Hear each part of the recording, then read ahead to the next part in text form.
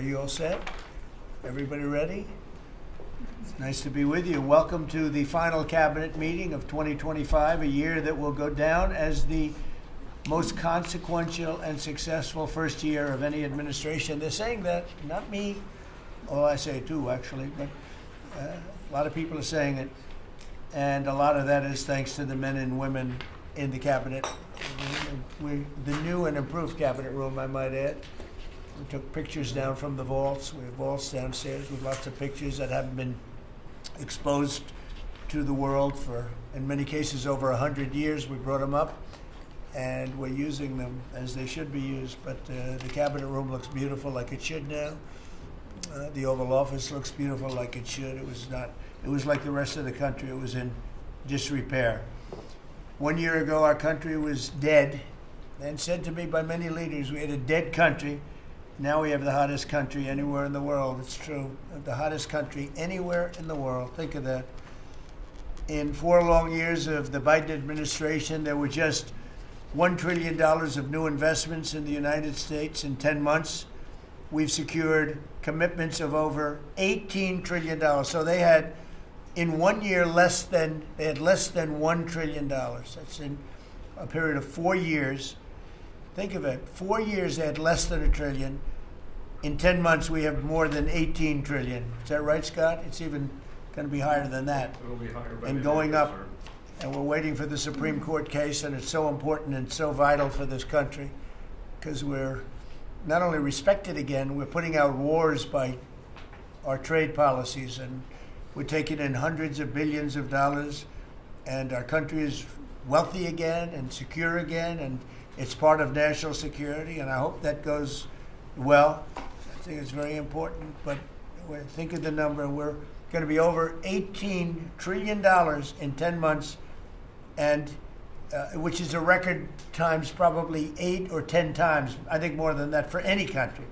There's never been a country that's had that kind of an investment ever in history.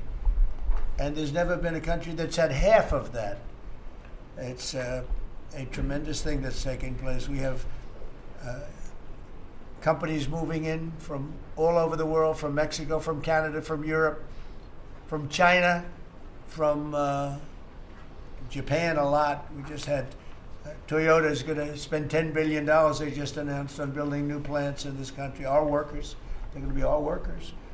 But they're spending a tremendous amount. So the stock market is at 46 all-time highs. And this last Friday, which is called Black Friday, was the biggest ever online sales that there's ever been by a lot. More Americans are working today than at any time in the history of our country.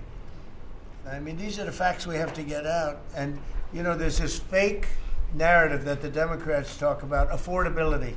They just say the word. It doesn't mean anything to anybody. Just say it. Affordability. I inherited the worst inflation in history. There was no affordability. Nobody could afford anything. The prices were massively high. Do you remember when we took over eggs? You did a great job on that, Madam Secretary. Agriculture, Brooke. Eggs were 4 or 5 times higher than they had ever been. They said, don't order eggs for Easter at the White House. And we ended up doing it, and we got the egg prices way down, lower than what they were before. But the word affordability is a con job by the Democrats. They say affordable. I watched the other day where some very low IQ congresswoman talked about affordability. She had no idea. Their prices were much higher. As an example, energy, gasoline, we're now at about $2.50 a gallon. We're going to be, I think, at $2 a gallon. We could even crack that at some point. I'd love to do it. And we could do it more easily if we weren't building up the strategic national reserves, which Biden emptied out before the election so that he could try and get elected, meaning he started it, then he got thrown out of the race, and she took over and she kept it going, and they emptied out these strategic national reserves, which are really meant for something else. They're not meant to keep people happy with their gasoline price. They're meant for war. They're meant for problems, big problems. He emptied it out, and then she continued it during the process of trying to get elected. Didn't work out too well for him. And they virtually brought it down to the lowest level, I believe, in history. And it didn't have much of an impact because the prices were very high. But our prices now for energy, but for gasoline, are really low. Electricity's coming down. And when that comes down, everything comes down. But the word affordability is a Democrat scam. They say it, and then they go on to the next subject. And everyone thinks, oh, they had lower prices. No, they had the worst inflation in the history of our country. Now, some people will correct me, because they always love to correct me, even though I'm right about everything. But some people like to correct me, and they say 48 years. I say it's not 48 years, it's much more. But they say it's the worst inflation that we've had in 48 years. I say ever. But whether it's 48 years or ever, it's pretty bad. We had the worst inflation that we've ever had. Since last January, we've stopped inflation in its tracks. And there's still more to do. There's always more to do, but we have it down to a very good level. It's going to go down a little bit further. You want to have a little tiny bit of inflation. Otherwise, that's not good either. Then you have a thing called deflation. And deflation can be worse than inflation. But we have it almost, we'll soon be at a perfect level. But we inherited the worst inflation. But we have 20 states that are now selling gasoline at less than the $2.75. Think of that, $2.75. And it was at $5 under Sleepy Joe. Grocery prices are down with the cost of Thanksgiving turkey this year down 33%. It was lower than 33% lower than under the Biden administration. Egg prices are way down 86%. Thank you. And mortgage rates, despite the fact that we have an incompetent chairman of the Fed, a real dope, who should reduce rates. I saw even Jamie Dimon said he should be reducing rates. I never saw Jamie Dimon say that. I wonder why he said that. But he really said it because he's right. But we have a guy that's just a stubborn ox who probably doesn't like your president, your favorite president. But they're going to be coming down. We'll be announcing somebody probably early next year for the new chairman of the Fed. I talked to Scott about taking the job, but he doesn't want it. You got the greatest job here. Yes, sir. Right? He said, no, I want to stay chairman. I want to stay right where we are, Treasury. And I think we're doing really great, aren't we? Huh? We're doing great, sir, and it's a great team to be part of. Yeah, no, it's amazing. Under my executive order to lower prescription drug prices, which I think is the single biggest thing we've ever done that nobody writes about because you're fake news. I've made unprecedented deals along with Bobby and Oz and all of the people that work on it. A lot of people that you wouldn't even think work on it, but they do, to slash drug prices by 200%, 300%, 400%, 500%, 600%, 700%, 800%. Nobody's ever heard of it before because I instituted favored nations and no nation agreed to do it. And then I said to the nations, if you're not going to do it, I'm going to charge you 100% tariff, which is more money than we're talking about. And they said, sir, we'd love to do it. Please, we would be honored to do it. And they agreed that they would go along with the whole thing. Nobody thought you could do it because they felt, number one, you couldn't get the drug companies to do it. So we're paying, as an example, for the, let's call it the fat drug, F-A-T, for fat people. Anybody use it at the table? Don't ask. But the fat drug was $135. Think of that. For certain people, $1,300 for certain countries, $1,300 in New York. So in New York, it was $1,300.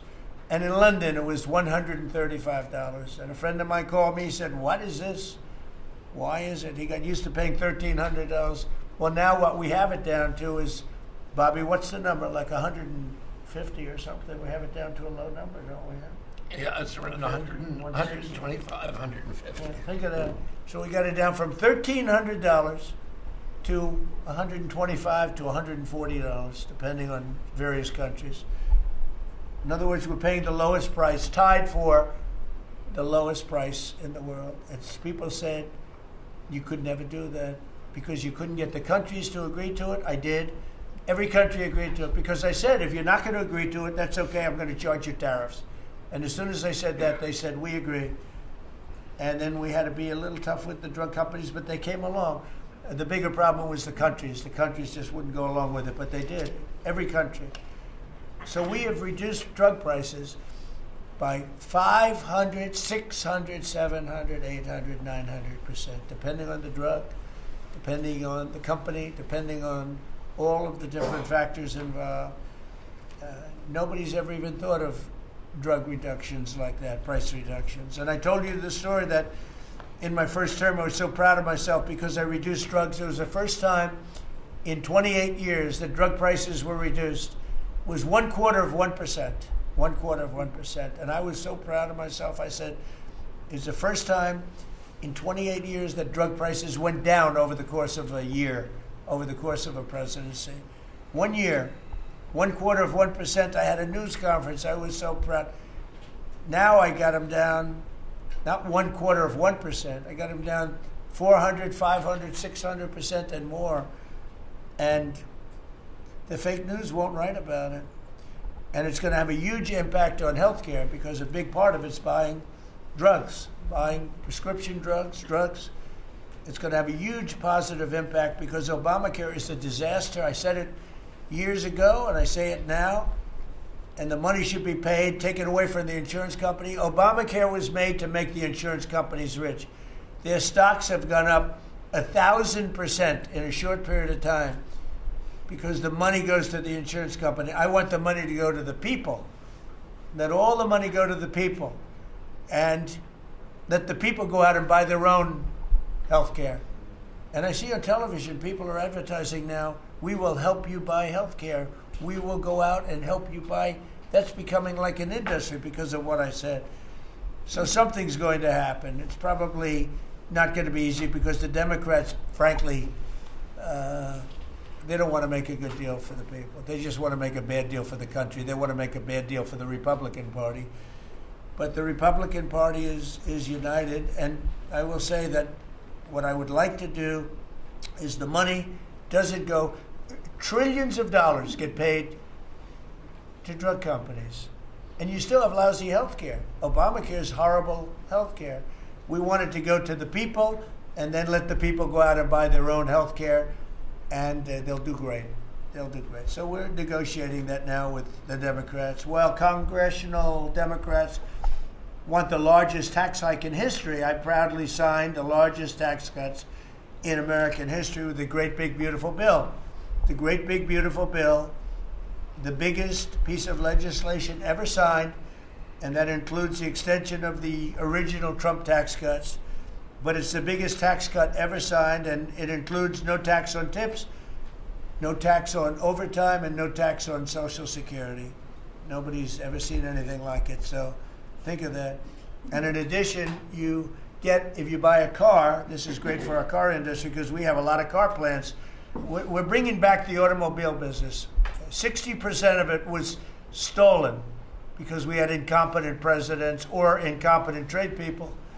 But 60% of it was stolen over the years, and now I think we're bringing it all back. I think we'll be bigger than we've ever been in the auto business. That's not even to mention AI, where we're leading China. You know, we're leading China by a lot. They're not going to catch us. We have to be smart, but if we're smart, they're not going to be able to catch us. They know that. They told me that. Next year is projected to be the largest tax refund season ever, and we're going to be giving back refunds out of the tariffs because we've taken in literally trillions of dollars, and we're going to be giving a nice dividend to the people in addition to reducing debt. As you know, I inherited a lot of debt, but it's peanuts compared to the kind of numbers we're talking about. So we're going to be making a dividend to the people. And additionally, we're going to be able to reduce debt. And as time goes by over the next 2, 3, 4 years, those numbers are going to go up. And I believe that at some point in the not too distant future, you won't even have income tax to pay because the money we're taking in is so great, it's so enormous, that you're not going to have income tax to pay. whether you get rid of it or just keep it around for fun or have it really low, much lower than it is now, but you won't be paying income tax. We've slashed $1 trillion in costly job-killing regulations, saving Americans an estimated $2,100 for a family of four. The Biden administration was the exact opposite, but times four. They went up $6,000. We went down $2,100. Think of that. To bring down energy, electricity, and utility prices, I ended the Green New Scam. They call it the Green New Scam, one of the greatest scams in the history of our country. They talked about global warming and all that crap, and what they've done to this country. What they've done by allowing 25 million people into our country, many of whom are criminals, many of whom 11,888 are murderers, and we have to get them out, and we're doing it. We're doing it. I think what the job that our law enforcement groups are doing, Christy, you and Tom and everybody, amazing. What you're doing is amazing. I terminated the insane electric vehicle mandate, and look, some people that make electric cars weren't happy with that. But we have to do that because you have to have a choice, whether it's a gasoline-powered car, and we have so much gasoline. You know, China doesn't have gasoline. We do. And whether it's a hybrid, which really are working really well, the combination of electric and gasoline-driven. But we, everybody was supposed to, by 2030, everybody had to own an electric car under the Biden stupidity. And not everybody wants to do that. I like electric cars. I like all cars. They're all good. They all have reasons. But you want to be able to go and buy what you want. I imposed historic tariffs that are now bringing in so much money that nobody's ever seen anything like it. And countries that were ripping us off, including allies, but they were ripping us off for years. I won't use the names. I won't mention Japan. I refuse to mention South Korea. I will not mention names. But they were ripping us off like nobody's ever been ripped off before, and taking horrible advantage of your country. But now we're making a lot of money. We're making a lot of money because of the tariffs that are pouring in. And it's really national security. Among everything else, it's national security. We've also rapidly turned the worst border crisis in world history. I believe we had the worst border ever in history. I don't care if you had a fourth world country. You know, we allow third world country in. We would allow fourth world war countries in also. It doesn't matter. There was never a border that was as bad as our border. We allowed anybody in with no checks, no vetting. So we've rapidly turned the worst border crisis in world history into the strongest border in the history of our country, and probably one of the strongest borders in the history of the world, because we have nobody coming through. And I want to thank our people. The Border Patrol is so amazing, ICE, and I want to thank the military for the backup, because they're standing right behind them, and that was really nasty for a period of months, and now it's no longer nasty. Now they don't even come up. Nobody comes up. It's an easy job. It made your job a lot easier because they know they're not going to get through. And we take people in, but they have to come in legally. For 6 months in a row, 0 illegal aliens have been admitted into the United States. You believe that? 0. We had millions of people coming in a year, millions. Now we have 0 for 6 months. And these are given by radical left people that do the numbers. I mean, they're not doing them any favor. They're being we don't have our net numbers are unbelievable. But we had 0 people in the last 6 months. Illegal border crossings along the U.S.-Mexico border have plummeted to the lowest level ever recorded. And nobody talks about that anymore. You know, it's crazy. They don't talk about it. You think they'd say, well, Trump's done a great job in the border. This country is being destroyed by the border. But you always find something new, like, is he in good health? Biden was great, but is Trump in good health? I sit here, I do 4 news conferences a day. I ask questions from very intelligent lunatics, you people.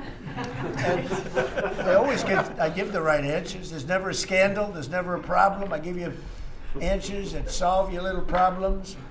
You go back, and you can't find anything, but you do stories about Biden was in wonderful health. The guy didn't do a news conference for 8 months.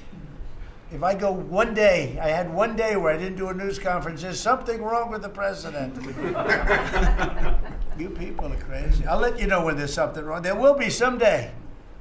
That's going to happen to all of us. But right now, I think I'm sharper than I was 25 years ago. But who the hell knows? By the way, I took my physical. I got all A's, everything. But they said to me, would you like to take a cognitive test? I said, is it hard? They said, yes. I said, well, I'm a very smart person. Who was the last president to take one? No president has ever agreed to take one. Because when you get into the mid-questions, meaning, 10, question number 10, 11, 12, 28, 30, they get harder and harder. And they said, would you like to do it? I said, well, no reason to do it. Nobody's ever done it. I'll do it maybe, but there's really no reason. They said, sir, the problem is this is Walter Reed Hospital. And that's a military hospital. And that means that things are, sort of open. It's not like private where you have, if you do poorly, we'll have to, probably you'll find out. I said, I won't do poorly. I'm a smart person, not a stupid person. And as the doctor will tell you, I aced it. Right, Susie? I aced. I got every question right. And these are tough questions. These are questions that I would say 99% of the people that I'm talking to right now, meaning the people from the fake news, would not do well in those exams. But I'm the only one that took it. I got every single question right. And then I read in the New York Times, is Trump sharp? Trump is sharp. But they're not sharp. That's why they're going out of business, the New York Times. I hear that they're losing so much money, it's ridiculous. They're a bunch of fakers. But we can never let another thing happen like what happened to us with a fake election, with a rigged election, where a guy like Joe Biden assumes the presidency. Because the man was grossly incompetent. And he was incompetent 30 years ago. But he was really incompetent for those last few years. And our country was put at great danger because of it. So for 6 months in a row, we had 0 people. Illegal border crossings along the U.S.-Mexico border have plummeted to the lowest level ever, ever, ever. Think of that. And the net benefit to our country is enormous, incalculable. America is strong and respected again. On the world stage, we're really respected. In fact, I went to a NATO and they were calling me the president of Europe. We're doing very well. We have a lot of respect. As you know, we have a problem with a war that our people are trying to settle now with Russia and Ukraine. We are not involved in the war monetarily anymore. Biden gave away $350 billion like it was candy. That's a massive amount of money. And much of it in cash, a lot of it in equipment. I don't give away anything. We sell the equipment to NATO. The European nations pay us for the equipment, 100% price. And then they bring it to Ukraine or whatever they do with it. But we're trying to get that settled. I've settled 8 wars. This would be the 9th. And our people are over in Russia right now to see if we can get it settled. Not an easy situation, let me tell you. What a mess. It's a war that never would have happened if I were president. Not even a chance. And it didn't happen for 4 years. We've renamed the Department of Defense the Department of War, and I thought that would be controversial. And frankly, I tell you what, I haven't met one person. There's not one person I've met that doesn't like it. Think of it. We won World War I, World War II, everything in between, everything before it. And then we said, let's change the name. So we changed it back to what it was, Department of War, and Pete's doing a great job. We ended 8 wars. Think of that. 8 wars, but we're going to do one more, I think. I hope. Every time I end a war, they say, if President Trump ends that war, he's going to get the Nobel Prize. If I end that war. Well, he won't get it for that war, but if he ever gets it for the next war, now they're saying, if he ever ends the war with Russia and Ukraine, he's going to get the Nobel Prize. What about the other 8 wars? India, Pakistan. Think of all the wars I ended. I should get the Nobel Prize for every war, but I don't want to be greedy. Actually, the woman who got the Nobel Prize said, "You've got to be kidding. Trump deserves the Nobel Prize." So that was very nice of her. I appreciate it, which is true, actually. But I don't care about that. You know what I care about? I care about death. I care about all the people that are dying. And last month, 27,000 young people died, mostly young people, mostly soldiers, despite some missiles being shot into Kiev and other places. But think of it, mostly young people. 27,000 people died between Russia and Ukraine last month. What a shame. So we're restoring law and order to our cities and towns. If you look at what's happened, and I want to pay my deepest respects to those two incredible people from the National Guard in West Virginia they came from. I spoke to their parents. Sarah is gone. She passed away. She's looking down on us now, and she loves her parents, and they loved her. They were, somebody said, "How are they doing?" I said, the word is devastated. Doing. How are they going to do? They're devastated. The rest of their lives they're going to be devastated. She was an incredible person, highly respected, top of her class, everything. She was like a perfect human being. 20 years old, just started. She was like a baby. She was so proud. They were giving her a promotion, and she told the parents that she was getting a promotion, and they were so proud of her. Then they get a call that this happened. And we have one young man who's fighting for his life. He's fighting very hard. I think he's probably doing better than anybody. And they said he didn't have a chance. I'll tell you, the one who said he's going to live is his mother. He spoke to his mother.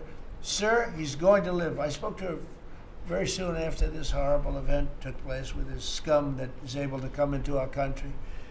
I spoke to his mother. "Sir, he's going to be okay. I'm telling you." No doctor thought that. Nobody thought that. He was hitting bad places, and she was like so positive. It was incredible. And it's possibly right, Pam, right? Possibly right. Boy, it would be amazing. If he lives, it would be amazing. A miracle, actually. But we're very proud of those two people. We're very proud of the National Guard. We're very proud of our military and our police and our firemen and women. If you go back and take a look a year ago, year and a half ago, it all changed, I think, on November 5th, the day of the election. But you go back before that, you couldn't get people to join the military, Pete, right? They didn't want anything to do with military. They wanted nothing to do with joining the police or the fire. They wanted nothing to do with anything. They had no spirit. The country had no spirit, nothing. And now we just had the highest recruitment in history, and we're getting great people. We're getting great people. And I will say, despite what just happened, Washington, D.C. has become a really safe place. And I guess this lunatic probably was upset that the National Guard is so effective, because we were really, really effective, and we are. And Washington, D.C. is now considered a very, very safe city. We had crime numbers a year ago that was so bad, embarrassment, that the city, the capital of this country, could have numbers like that. And Washington now is, no murders, no this. It's been a miracle also what happened here. And now we're in Memphis, and we're going to New Orleans pretty soon. The governor called me. He'd like to have us go there. Governor Landry, great guy, great governor. He's asked for help in New Orleans, and we're going to go there in a couple of weeks. And we're doing a real job. Even Chicago's down a little bit because we have a minor force there. We could knock it down within 4 or 5 weeks. We could bring it down to almost nothing. But we have a governor that's grossly incompetent, and we have a mayor that's even more incompetent than the governor. He's a very low IQ person. And typically low IQ people don't make good mayors. So I want to thank all of our cabinet members. They're high IQ. Let me see one. Yeah, generally speaking, a couple I'm a little concerned about. No, but I want to thank, we have a great cabinet, an amazing cabinet, amazing people. All of them, sort of have become stars. We're getting credit for the good cabinet, actually.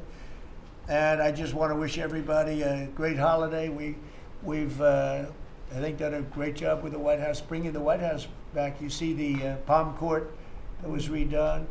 The Lincoln bedroom was redone. The Lincoln bathroom is now gorgeous, like it should have been. It was terrible green tile that was never the way it was supposed to be. It was done in the 1940s, actually, but it was not proper. And we're restoring the White House just like we're restoring the country, and people are thrilled. But the First Lady's done a beautiful job with the Christmas trees and all the decorations. I see the wreaths on the windows. I've never seen that before, on the windows of the White House. And it's 4 stories high. I said, how did they get that wreath? They had people going up in a little dangerous. I wouldn't want to do it. But they put them up, and we have wonderful people working in the White House, and they're really proud to bring the building back. Because this building was a little bit like the country. It was mishandled, it was mistreated, and now it's being given love. And we're building one of the great, I think, maybe the greatest ballroom. We needed it for 150 years. They've been asking. You see the trucks and cranes and excavators in the background, and you hear them, and every time I hear them, I love the sound. To me, I love the sound. I wouldn't say my wife is thrilled. She hears pile drivers in the background all day, all night. They go till 12 o'clock in the evening, day, night, pile drivers. Darling, could you turn off the pile drivers? Sorry, darling, that's progress. But no, we're doing great. It's going to be I think it's going to be the finest ballroom ever built, and we're going to have it here. They've wanted it for 150 years. Think of that. So I will just end by saying I want to thank the cabinet. It's been a great cabinet. Let's think of it. Time flies, but this is our last of the year, as I said, and I just think you've done a fantastic job. And we're going to go around the room. We'll go quickly, but we're going to go around the room, and we'll start with Pete, and you'll tell us about some of the achievements. And some of you have achievements that are so big, I don't want you to go through the whole thing because we don't have time. But we'll start with Pete, and then if you want, we'll take some questions at the end. Please, Pete. Well, thank you, Mr. President. As you said, it has been a historic year at the Department of War. Recruiting and retention over this year are at the most historic levels our country has ever seen. I had a chance to be on an aircraft carrier destroyer over Thanksgiving. The spirit in our ranks since the election under President Trump is unprecedented. I've never seen anything like it as a soldier myself in uniform, and I know a lot of you feel the same way. We've ripped out the DEI and the political correctness. It's all merit-based at the department. We're getting back to basics: accountability, training, readiness, lethality, and that's reviving that spirit. And Mr. President, we're rebuilding the military, historic investments. I just took briefings on the Golden Dome and F-47, next generation capabilities that are going to make sure that for generations to come, America has the most powerful, most capable, most lethal military in the world, which you have rebuilt once and we're rebuilding again. And then we're reestablishing deterrence and credibility. If you look at what happened, we deal with every day the outcome of what happened in Afghanistan, the debacle under Joe Biden. We just dealt with it in the streets of Washington, D.C. with those 2 National Guardsmen. And then what happened on October 7th with Hamas, what happened in Ukraine, a war that never would have started under President Trump. We're having to rebuild that. So whether it's freedom of navigation and taking the fight to the Houthis, whether it's Midnight Hammer, those beautiful B-2s going 37 hours back and forth, undetected, delivering with precision, and Iran not getting nuclear capabilities, Europe and NATO stepping up to 5%, locking down our southwest border. It's been an honor to work with Christy and Tom and everyone else down there to lock it to 0, operational control of our border. And then it's getting after and going after narco-terrorists and designated terrorist organizations in our own hemisphere. As I've said, and I'll say again, we've only just begun striking narco boats and putting narco-terrorists at the bottom of the ocean because they've been poisoning the American people. And Joe Biden tried to approach it with kid gloves. And allowed them to come across the border, cartels take over community, 20 million people, hundreds of thousands of Americans poisoned. And President Trump said, no, we're taking the gloves off. We're taking the fight to these designated terror organizations. And that's exactly what we're doing. So we're stopping the drugs, we're striking the boats, we're defeating narco-terrorists, and we're standing... And Peter, you may say one thing, that drugs coming in through the sea by sea are down 91%.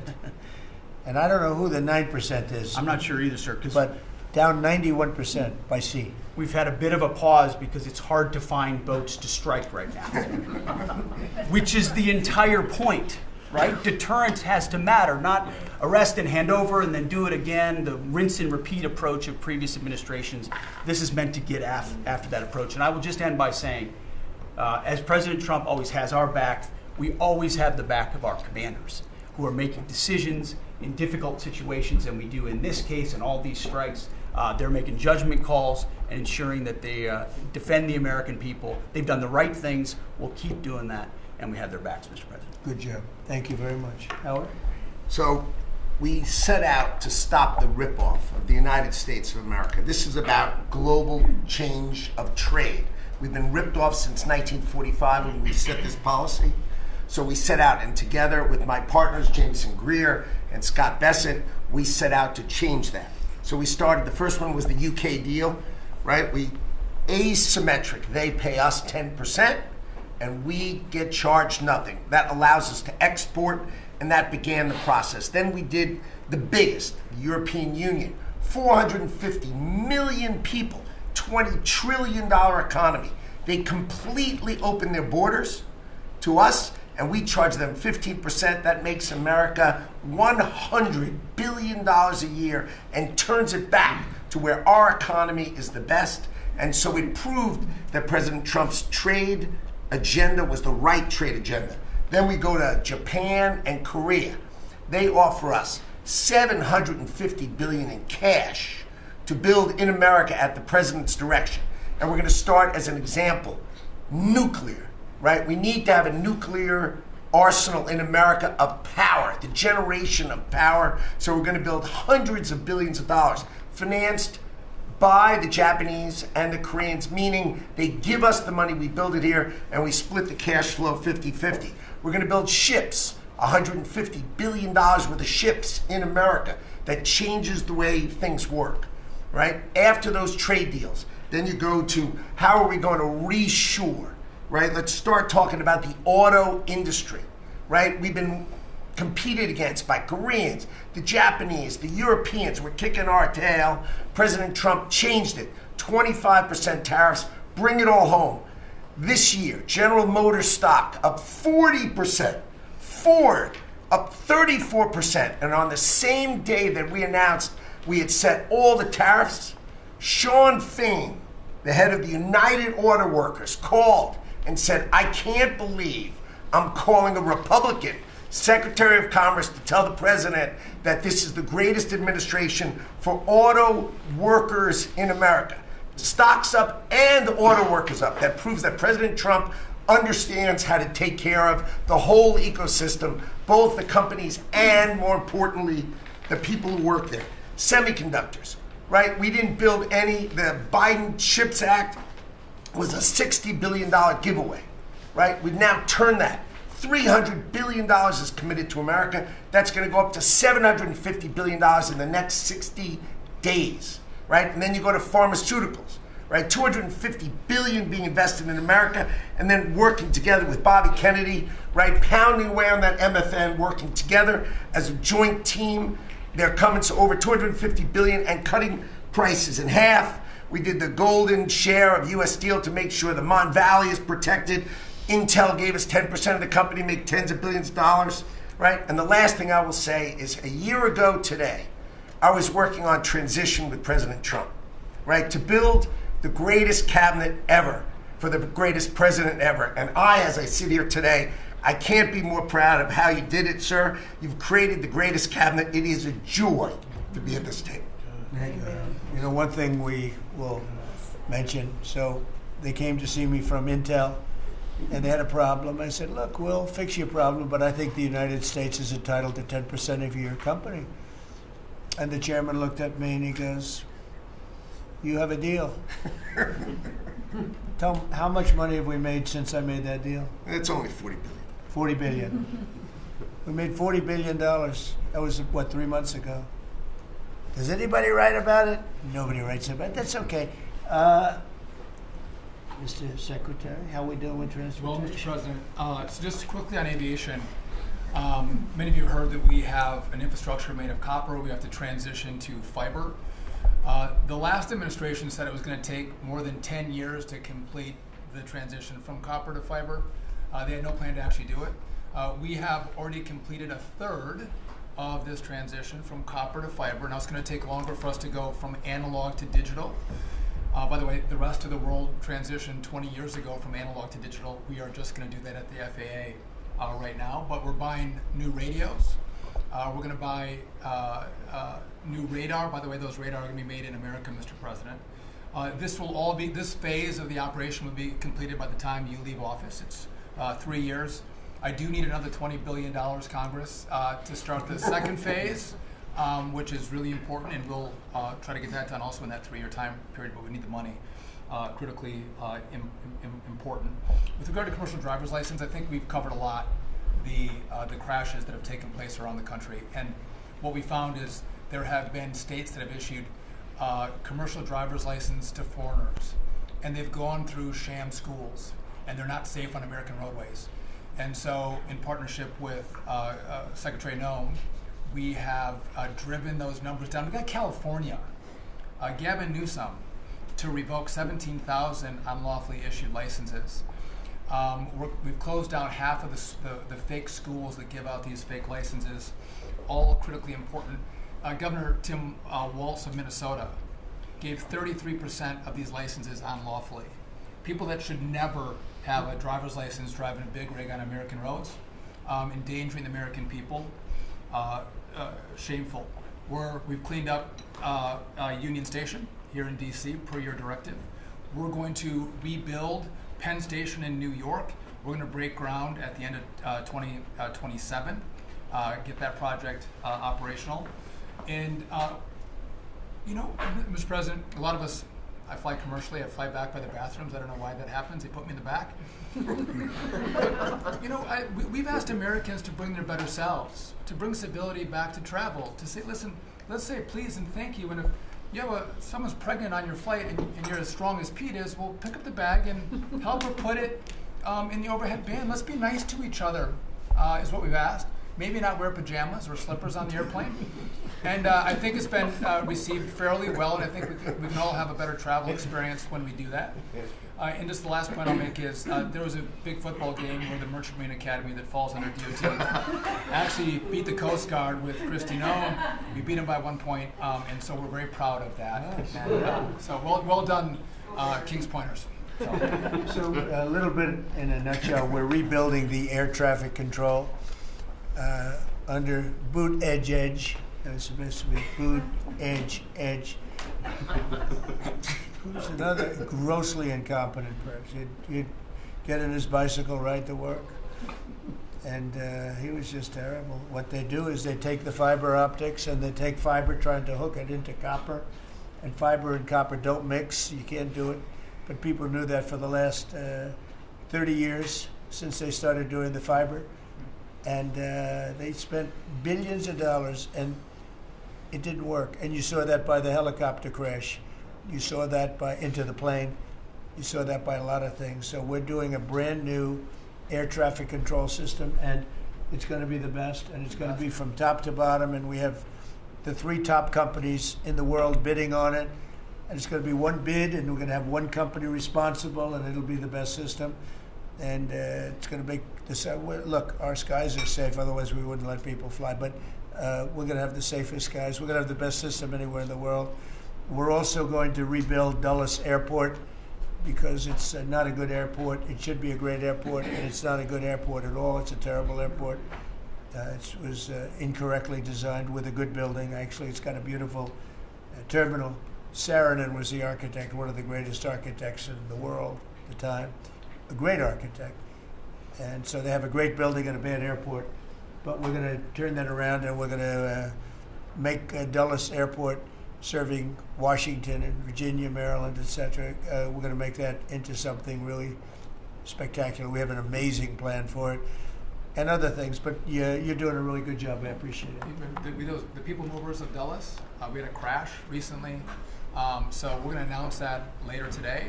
A request for bids on this, but again, it's a not a great airport, which we can make great in this administration, Mr. President. We have a design that's amazing for Dulles. It's going to take Dulles and make it a really bad, it was a badly designed airport. We're going to make it into as good as there is in the country. It'll be exciting. Okay, please. All right. Well, Mr. President, it's good to be here at this meeting because in 1 year you can look around the table and see the change. And I think one of the biggest changes is how this cabinet works together. And I want to start there. This has often been said, I found out some things this year that I didn't know, that the Department of what was Defense, now Department of War, and the Veterans Department had never really communicated. Now, we're fraternal twins, in a way. Pete and I are. He lives better, I'm better looking. But in the looking at this, I mean, he brings them in. He keeps them for a number of years, up to 20 or longer, and then they come into what the country is committed to our veterans. And if you don't have both ends working correctly, then recruitment lags, morale lags, and we've been able to work and fix a great deal of that. I didn't need to change our name, but I did do one thing. I put the veteran back first at the VA. And we did that in 1 year. How did we do that? We started taking things that have been neglected for a long time and put them back. We had a backlog in which we've dropped over 160,000. We're not talking year-to-year change at the VA. We're talking 5-6 years. We have to go back 5 to 6 years prior COVID numbers to see the change of backlogs that are now reduced. We do it in 6 months instead of the long time it took. In fact, it grew under the Biden administration. It shrank over 160,000 under us. Champ VA, which is a program we have, it's basically been back to day. It was at a terrible state, which delays in claims and everything's going on. We've got that back. We're doing things like taking a new look. I have one question that I ask when I go to my hospitals, which by the way, over 170 hospitals, 1,200 clinics, and I ask the people one thing, Mr. President. I said, what are you doing right now that if you were just honest and I wasn't standing here, you say, this is stupid. It's been amazing what we've gotten, and the feedback that we've had. We've been able to change how we do credentialing, how we do privileging, how we do hiring. We're all working through that, and it has all made a difference for our veterans as we go forward. CNP exams for veterans out there listening. If this is the one where disability claims, where they say, well, let me send you to a doctor to make sure. Most of the time we have that already in the record. We're working now to where those could actually be changed, where we just look at the record and not have to send them to the doctor. That's almost a $3 billion savings that we could let, and also not taking what the veterans get. We're also getting ready to announce here pretty soon a reorganization that's going to bring our hospital system organizationally in line with the 21st century. We are the largest healthcare organization. It's about time we acted like it, Mr. President. You gave that leadership, and we're going to do it. And also one thing, community care contracts getting ready to go out. It's one of the largest contracts in the federal government, but it does exactly what you and I have talked about before, making sure that our veterans can get care in the system or in the community, wherever they want it. We're getting ready for that. Now, I have one thing for all the press who really enjoyed the first of the year, saying, oh, you know, they're going to cut all these jobs, 80,000 this, 80,000 that at the VA. Mr. President, every success that I just gave you came after the fact, or pretty much after the fact, that we had 30,000 take early retirement. Early retirement, no risk, although you reported it as loss and risk, you can't help yourself. 30,000 took the retirement. Every bit of the success that I just told you about came with a reduced workforce. It was a motivated workforce that said, how can we take care of veterans?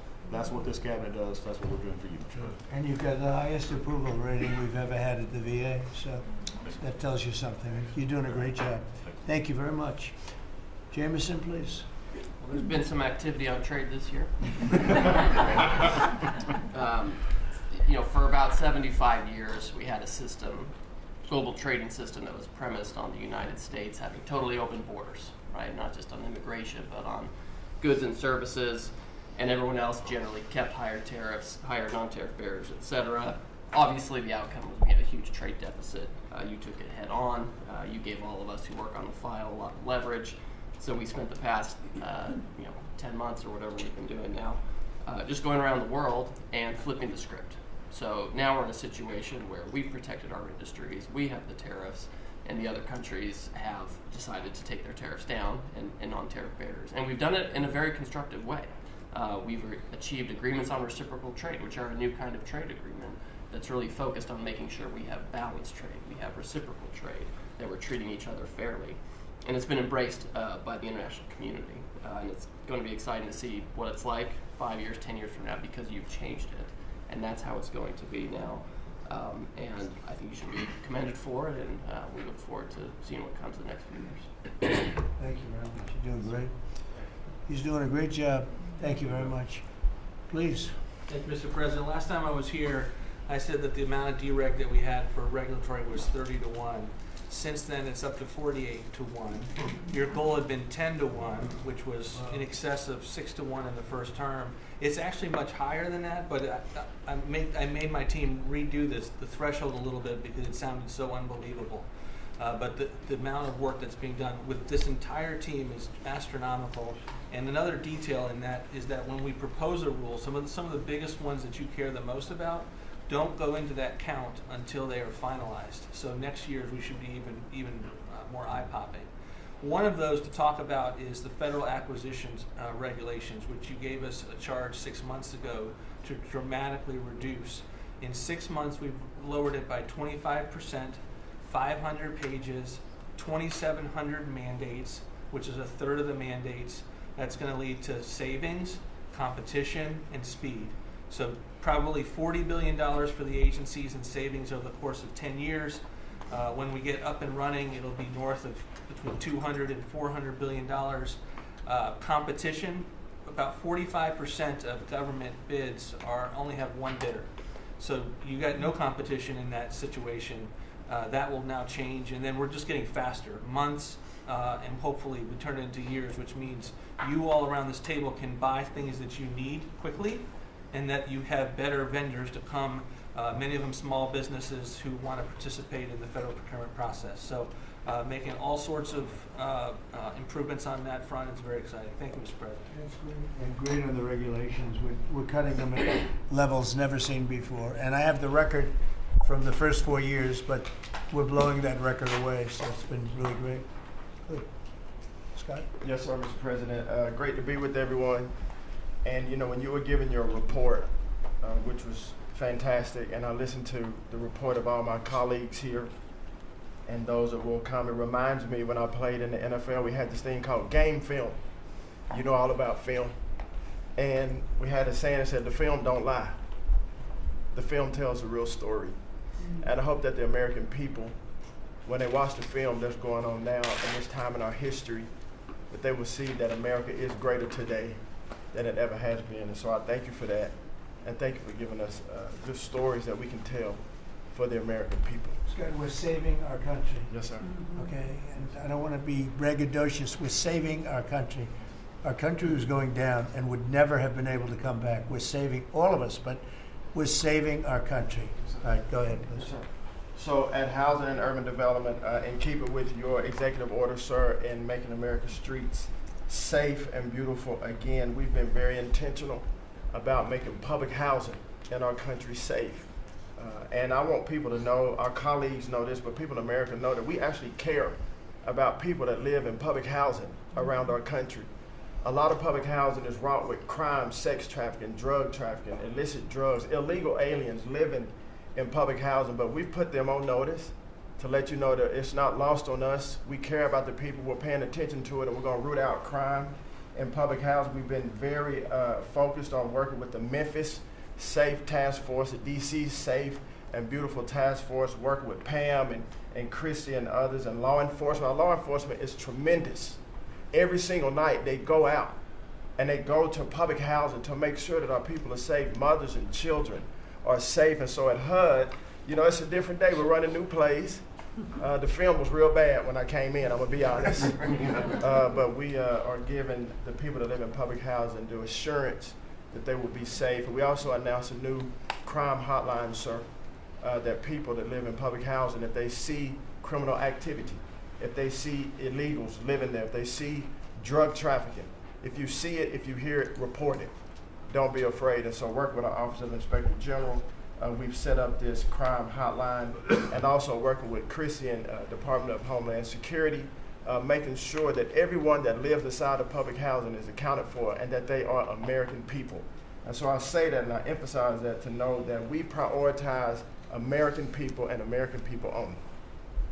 Lastly, sir, in Atlantic City, we took over the Atlantic City public housing because the living conditions were deplorable. And they have people that have been living there for 3 generations, and they were being treated very bad. And so I took it so that we can now give people a safe place to stay. And working with the First Lady in the Foster Youth Initiative has been a great joy for for me and our team. So thank you for doing that executive order to make sure that our foster youth have a safe landing pad and have financial literacy as they age out of the foster youth system. And so you talked about affordability. HUD has supported over 1 million Americans in home ownership and affordability, and over 560,000 are first-time home buyers. So I hope that the press will write about that good news, that 1 million people are able to own a home and to refinance their homes. And so we are moving our building from DC to Alexandria, Virginia. So thank you for your support. We're going to save the American people about $500 million. So that's my report. Thank you, sir. Thank you, Scott, very much. Brooke? Well, coming off of Thanksgiving, moving towards Christmas, I think it's the season of Thanksgiving, and 2 words for me are gratitude and joy. Gratitude to you for, as Howard said, bringing this team together. I say it a lot, but I'll say it again, that this is like family at this point, and I don't know that there's ever been an organization like this, at least a government like this in the history of our country. These jobs are hard, but the joy every day in getting to fight for America and save the country is the privilege of all of our lifetimes, I believe. So thank you for that. At U.S. Department of Agriculture, the People's Department, Abraham Lincoln launched this department in 1862. But under your leadership, we have finally, again, put farmers and ranchers and rural America first. In the last year, it's no longer DEI, climate change, sending out money based on the color of a farmer's skin. It's now about literally putting farmers back at the center of it. And under the last administration, we talked a lot about affordability. We'll continue to talk about that. But under the Biden administration and the destruction of our economy and the cost of inflation, interest rates for farmers and ranchers went up 73%. Labor went up 47%. Fertilizer went up 36%. Fuel went up 28%. So when you think about the extreme economic strain that a lot of our farmers are under in our farm economy, these are massive, massive numbers that will take some time to get out from under. But we've already seen the beginnings of the movement toward more affordable food, housing, fuel, et cetera, and that will only continue to trend as we work to solve those issues. My partners in trade, of course, they do the work, but I'm constantly talking to them about selling more soybeans, selling more corn, getting more of our products out. But when we really think about how to solve for this idea that for so long our farmers, many of them have been farming for government checks instead of moving their product around the world, these trade deals change that forever. And it isn't one trade deal or 2 trade deals, it's dozens of trade deals. And so talking about rural prosperity and bringing the golden age back to rural America, which has been lost for too long. We're going to focus on that next year, hopefully with our vice president, many of our cabinet members. But the opportunity to do that under these new trade deals is unprecedented. And so just putting farmers first, our ranchers first, Mr. President, is such a huge priority and an accomplishment of the last year. The second quick thing is lawfare, and I know you know this better than anyone in the country.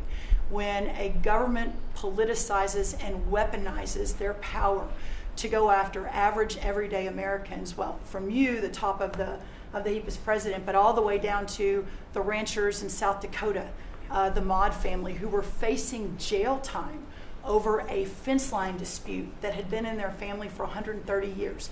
We fixed that. The Henry family in New Jersey, who were facing their farm being taken away for eminent domain to give to affordable housing, we fixed that. So being able to completely change the trajectory of private property rights, but especially as it has to do with our farmers and ranchers and our rural communities, changes everything for our country. And then the third thing, we have so much great things to talk about at USDA, but the third thing, which became very much a part of the national conversation during the Democrat shutdown, was SNAP reform, food stamp reform. When all of America saw what so many of us know and have been working on, but when you have so much rampant fraud in a program that 42 million Americans participate in, now a big good piece of news that I hope is written about, since you became president, about 800,000 of those 42 million have moved off of food stamps which is hopefully the plan with better jobs, higher wages, etc. But still, when we found 186,000 dead people or dead people's Social Security numbers being used, 500,000 people receiving benefits more than twice. We had a couple of people receiving benefits in 6 states. In February of this year, we asked for all the states for the first time to turn over their data to the federal government to let the USDA partner with them to root out this fraud, to make sure that those who really need food stamps are getting them, but also to ensure that the American taxpayer is protected. 21 states said yes, not surprised. 29 states said yes, not surprisingly, the red states, and that's where all of that data, that fraud comes from. But 21 states, including California, New York, and Minnesota, the blue states, continue to say no. So as of next week, we have begun and will begin to stop moving federal funds into those states until they comply and they tell us and allow us to partner with them to root out this fraud and to protect the American taxpayer. As Joe Biden was working to buy an election a year ago, he increased food stamp program funding by 40%.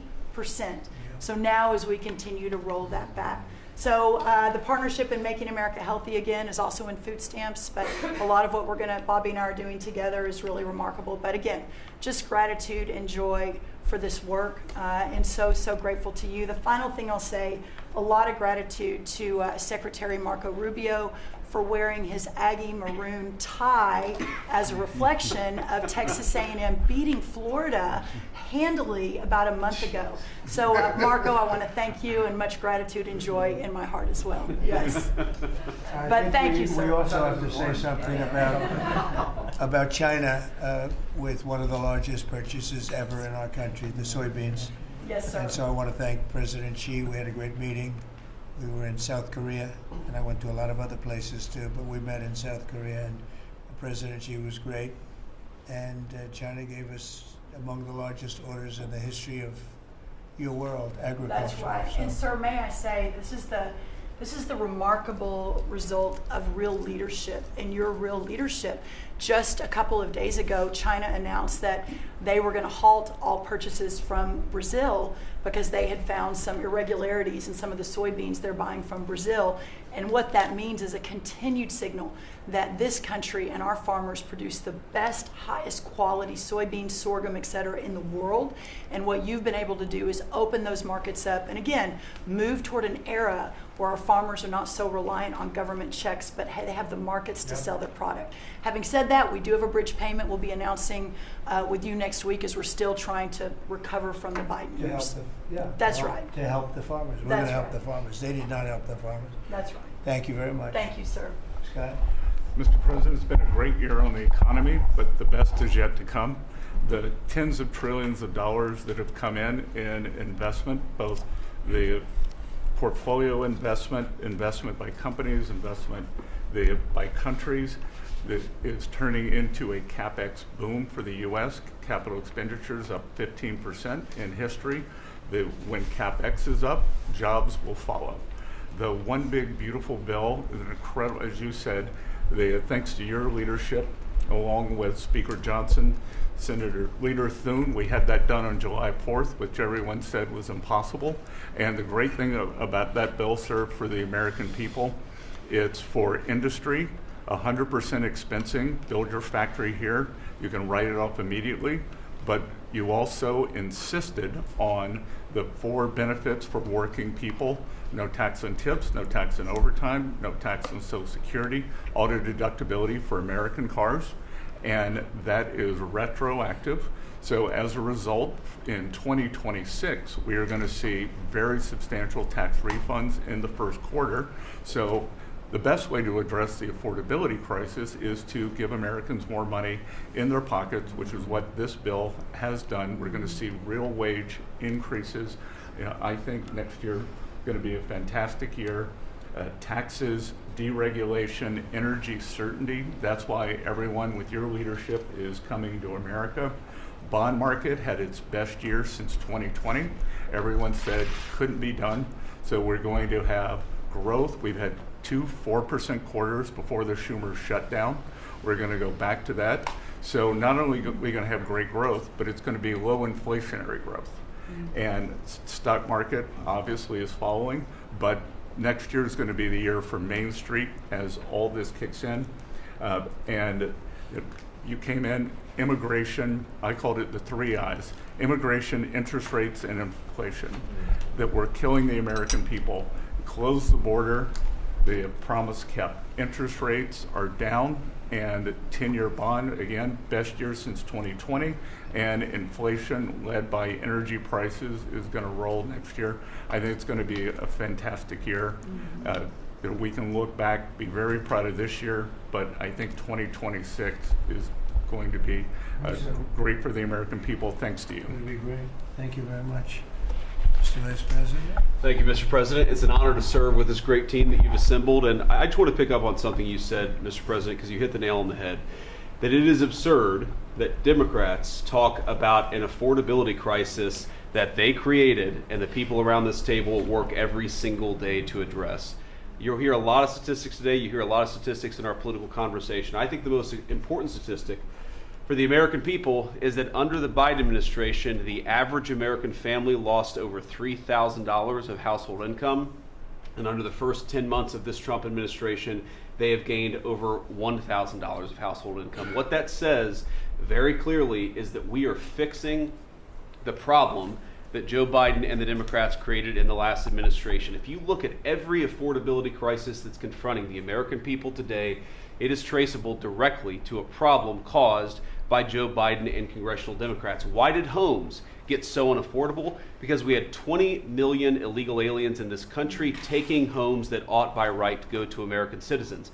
Why did tax bills get so unaffordable? Because Democrats were raising taxes while congressional Republicans under the president's leadership were now cutting taxes. Why did food get so expensive? Because we printed trillions of dollars and threw it into green scams that made our agricultural economy suffer while Americans were paying higher prices for food.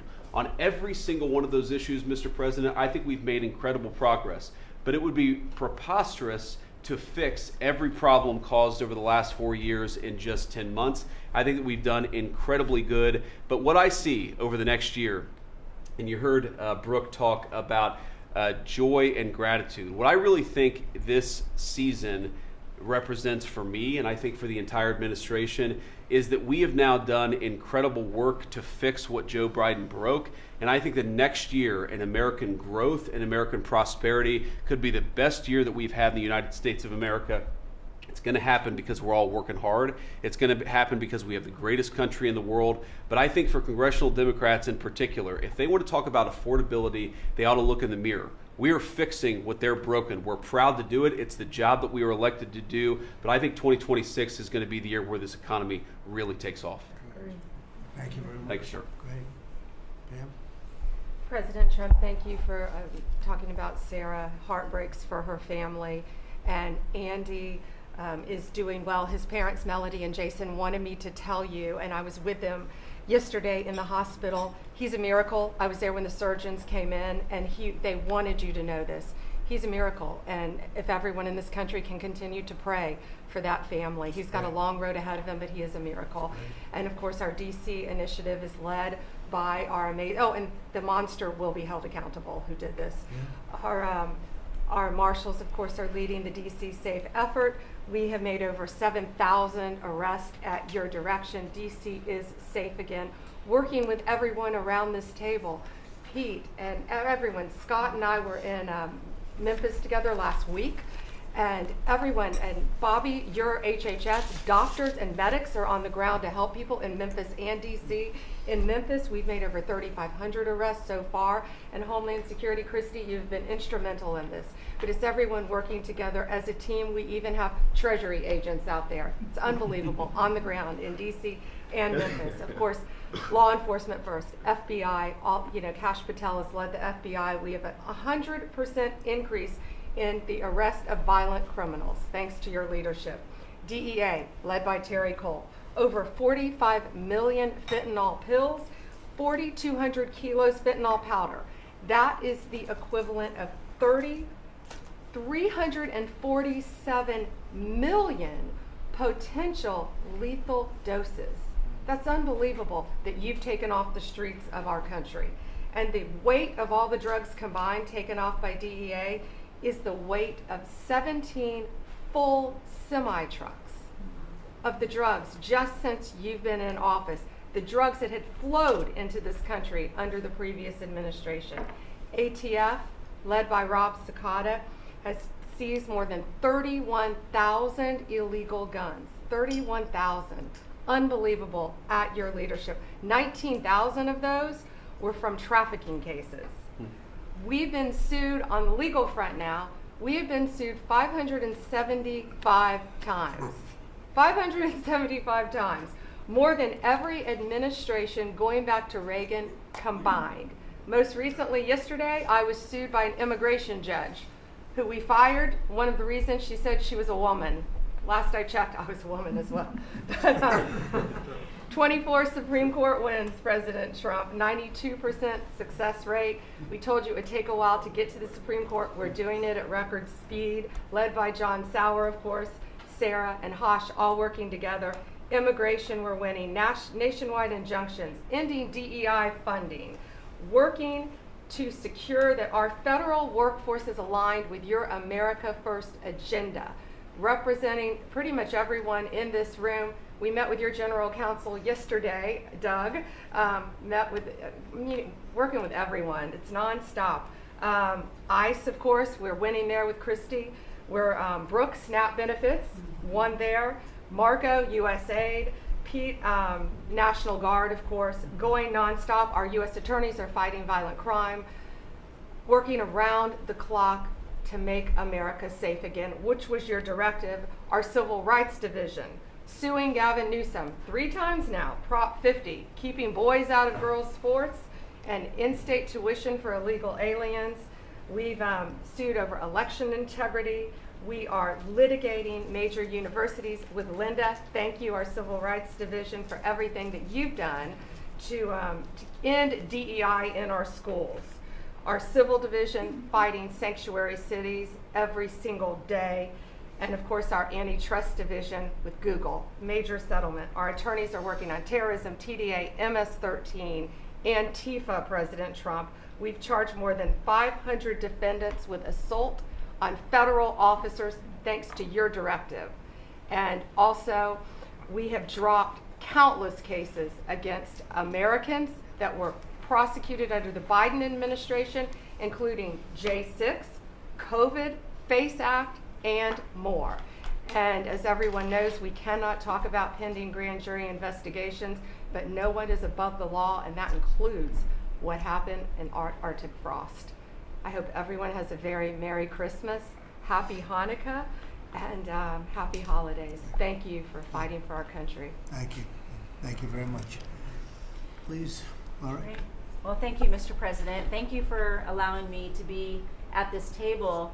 When I came on board, I knew really none of you in this last year, and it's been a year, Mr. President, since I've had the pleasure to serve this country on the workforce. Everybody said the Department of Labor would be quiet, fly under the radar. You won't have to do too much. Absolutely not, because you made the American people realize the American dream is real for the American workforce. And it's been under your leadership, Mr. President, that over 2 million jobs that has been created since you started have been native-born workers. And that is the difference between this presidency, this administration, as opposed to the Biden administration, where mostly foreign-born or federal government jobs. And I think through the private sector, over 2 million jobs of native-born. And so the Labor Department has wasted no time in putting that into action with our Make America Skilled Again, either grant dollars, but the intentionality of the apprenticeship program, 1 million active apprentices across this country. We have done over 250,000 new apprentices so far in the first year and registered over 2,000 new apprenticeship programs. Why do we need the apprenticeship programs with the men and women in the trades? Because of the leadership of onshoring and reshoring, and have a lot of these companies reinvest in America. We have to build this country.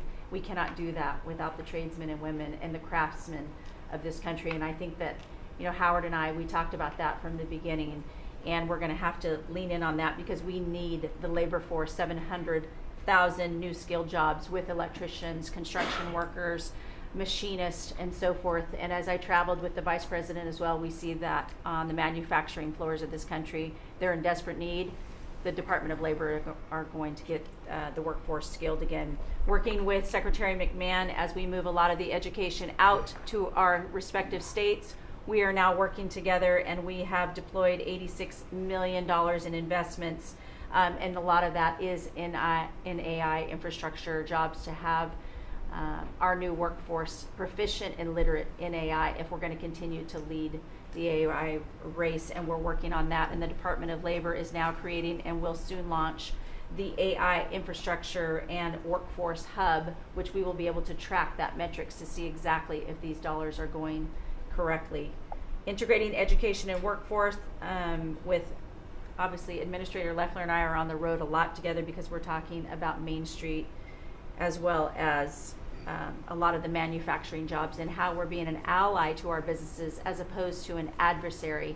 For far too long under the Biden administration, we were adversaries to our business owners, and we want to give them a leg up always and make sure that we're paying attention. And we want our workforce to be educated. We do not need the numbers that we have seen across this country where our 4th through 8th graders cannot read, write, or do any math, and they are our future workforce. We have to depend on the American worker first. Also, lowering healthcare costs in line with the executive order. I'm working with Treasury and HHS, and rulemaking is underway to expand healthcare transparency and make pricing more affordable for our employers who offer these to their employees. Promoting retirement security. The department rescinded the Biden administration's guidance that restricted the use of crypto in the retirement investments, and we're seeing more and more of that, where we also rescinded the supplemental statement that discouraged the fiduciaries from considering the alternative assets for 401ks, and that will also come through the Department of Labor, that rulemaking. Ending abuse of cheap foreign labor at the expense of the American worker. We launched over 200 investigations into companies who will have abused and or fraudulently against the American worker. So Project Firewall was released. Thank you, Mr. President. We want the trained workforce, but we will root out the fraud and abuse, and we'll protect the American worker first. And slashing the job-killing regulations. The department has rescinded discriminatory DEI practices, and I will tell you, reducing compliance costs for businesses, as it was for DEI, has saved American businesses nearly $1 billion this year by just getting rid of DEI for that compliance cost that they've had to do. So, Mr. President, continuing to skill the American worker, the American workforce is going to be my mission. We have to do it faster. We have to do it quicker. We have to build so that the American people can realize that American dream that you have laid out so eloquently. And it's an honor to serve under this administration and to talk to the American workers who believe in the American dream again, the pride on their face, the pride of the American worker, the skilled men and women who build with their hands. It's an honor. Thank you, and Merry Christmas. Very good job. Thank you very much. Chris? Mr. President, I am honored and frankly inspired to sit at this table with this incredible team of leaders that work every day for one and only one constituency, the American people. Not this group or that group, the American people. The price of energy is very much on the mind of Americans. The biggest determinant of the price of energy is politicians, political leaders, and policies. That's what drives energy prices. Under your leadership, what we've seen in the United States is just a steady drop in the price of gasoline, a huge consumer cost for Americans. As you mentioned early on, well below $3 a gallon right now and trending downwards. There are a number of stations in the heartland of America with $1.99 signs flying today. That's simply impossible without the leadership and changes you've brought. Now, of course, you can go to California, where the average price of gasoline is between $4.50 and $5 a gallon today in California. That's just bad political leaders there and bad policies in California. And taxes. And taxes. Taxes they charge on gasoline are just insane. Terrible. And electricity prices is a very parallel story, but it's a bigger moving ship, so the changes are a little bit slower. But Americans are outraged at roughly 30% rise in the average price of electricity across this country. But everything we are doing together is going to reverse that. not just stop the rises, but start a downward trajectory in electricity prices. And I can say that with confidence, not because we think these policies will work, we know these policies will work, and I'll get to that in a second. We're going to stop closing power plants. We've already done that, of course. Stop closing the coal power plants and natural gas plants that were shut down. We've got over 30 gigawatts of generators just sitting there today, not allowed to run. Well, of course, we're fixing that immediately. We're going to bring on from our existing grid tens of gigawatts more capacity that'll drive down the cost of electricity. But if we look at the last 5 years to see what works and what doesn't work, the most Trump-aligned policies in the electricity sector were by, no surprise, one of your cabinet members, Secretary Burgum, for 8 years governor of North Dakota. Over the last 5 years, production and demand for electricity in North Dakota grew 35%. Think what data center boom's going to do. And what happened? Electricity prices went down. Didn't rise slowly. They actually went down those 5 years. That's the answer. Trump-aligned energy policies increased demand for electricity. Nebraska and Texas, more Trump-aligned states, had significant growth in demand for electricity. They had electricity price rises, but well below the price of inflation. Unfortunately, Biden brought all of us a lot of inflation. If you look at the other end of the spectrum, California, New York, Massachusetts, Connecticut, Maryland, I could go on. What happened in those states? Policies and politicians that force the building of unreliable electricity generation, which requires new infrastructure and transmission lines. And what happened? Today they produce less electricity than they did 5 years ago. A lot of spending money and less electricity. What does that mean? Of course, much faster rises in the price of electricity. Blue states have had 1.5 times faster rise in electricity prices than red states. Red states alone, less than inflation. We need to bring those policies. You are bringing those policies to the national level. We hope the blue states will come along with us, but your policies are going to start the decline of electricity prices nationwide under your leadership by just bringing back common sense. So thank you for allowing me to be part of this team. For people here who are focused on winning, special thanks to Howard and Scotty who were there with me to see the Denver Broncos win on Monday night. Now we want nationwide wins on energy for 3 more years. And we're doing more energy production than we've ever done by far right now. Records across the board that'll continue to be reset every year you're in office. Thank you very much. Well, Mr. President, thank you for giving me a very interesting job. Some days it's a little controversial too, but it's been an honor to work for you. You are a great American. The fights that you pick are the right fights, and they're always on behalf of this country. So I appreciate the chance to do this job heading up this department. If you think about what Joe Biden did with the Department of Homeland Security, he used this department to invade the country with terrorists. He opened up the borders, let anybody come in that wanted to. He put them on airplanes. He let them through our airports. If they could figure out a way to get to our shores and in our country, he just opened the door and invited them in. So it's our job to get them out. And I want to thank you for this team, because I look around the table and I think every single person here has helped me do my job over the last year. They've supported us at the border and given us resources. Marco negotiates all the travel documents and relationships with other countries to take their people home. 2 million people have gone home already. The people that were here illegally, you've removed from our country and sent home. And we're going to send more home for the holidays too, and make sure that they get to be with their families in their countries. Yes. Mostly the bad ones. That's right. Pam. Focus is the bad ones. That's right. And there are a lot of them. Terrible, horrible people. And Pam makes sure she's fighting for us in court so that we can get up every day and be bold. We're going to hire our 10,000th ICE officer. Will be on the job within 10 days. So we have hired 10,000. We've had hundreds of thousands of applications. We've got within the department, TSA went through this government shutdown without any delays. They all showed up for their shifts and worked hard doing security.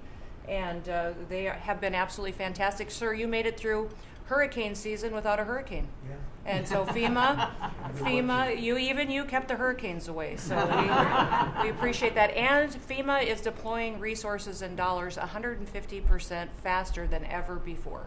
So somebody does have something bad that happens to them, you are immediately there helping them and telling them they have the resources to get back up on their feet. So we have built and deployed hundreds of miles of border already. You have cut the fentanyl flow over the southern border by over 56%. You've saved hundreds of millions of lives with the cocaine you've blown up in the Caribbean. And, you told me to look into Minnesota and their fraud on visas and their programs. 50% of them are fraudulent, which means that wacko Governor Walz either is an idiot or he did it on purpose. And I think he's both, sir. He brought people in there illegally that never should have been in this country, said they were somebody that they're not. They said they were married to somebody who was their brother or somebody else.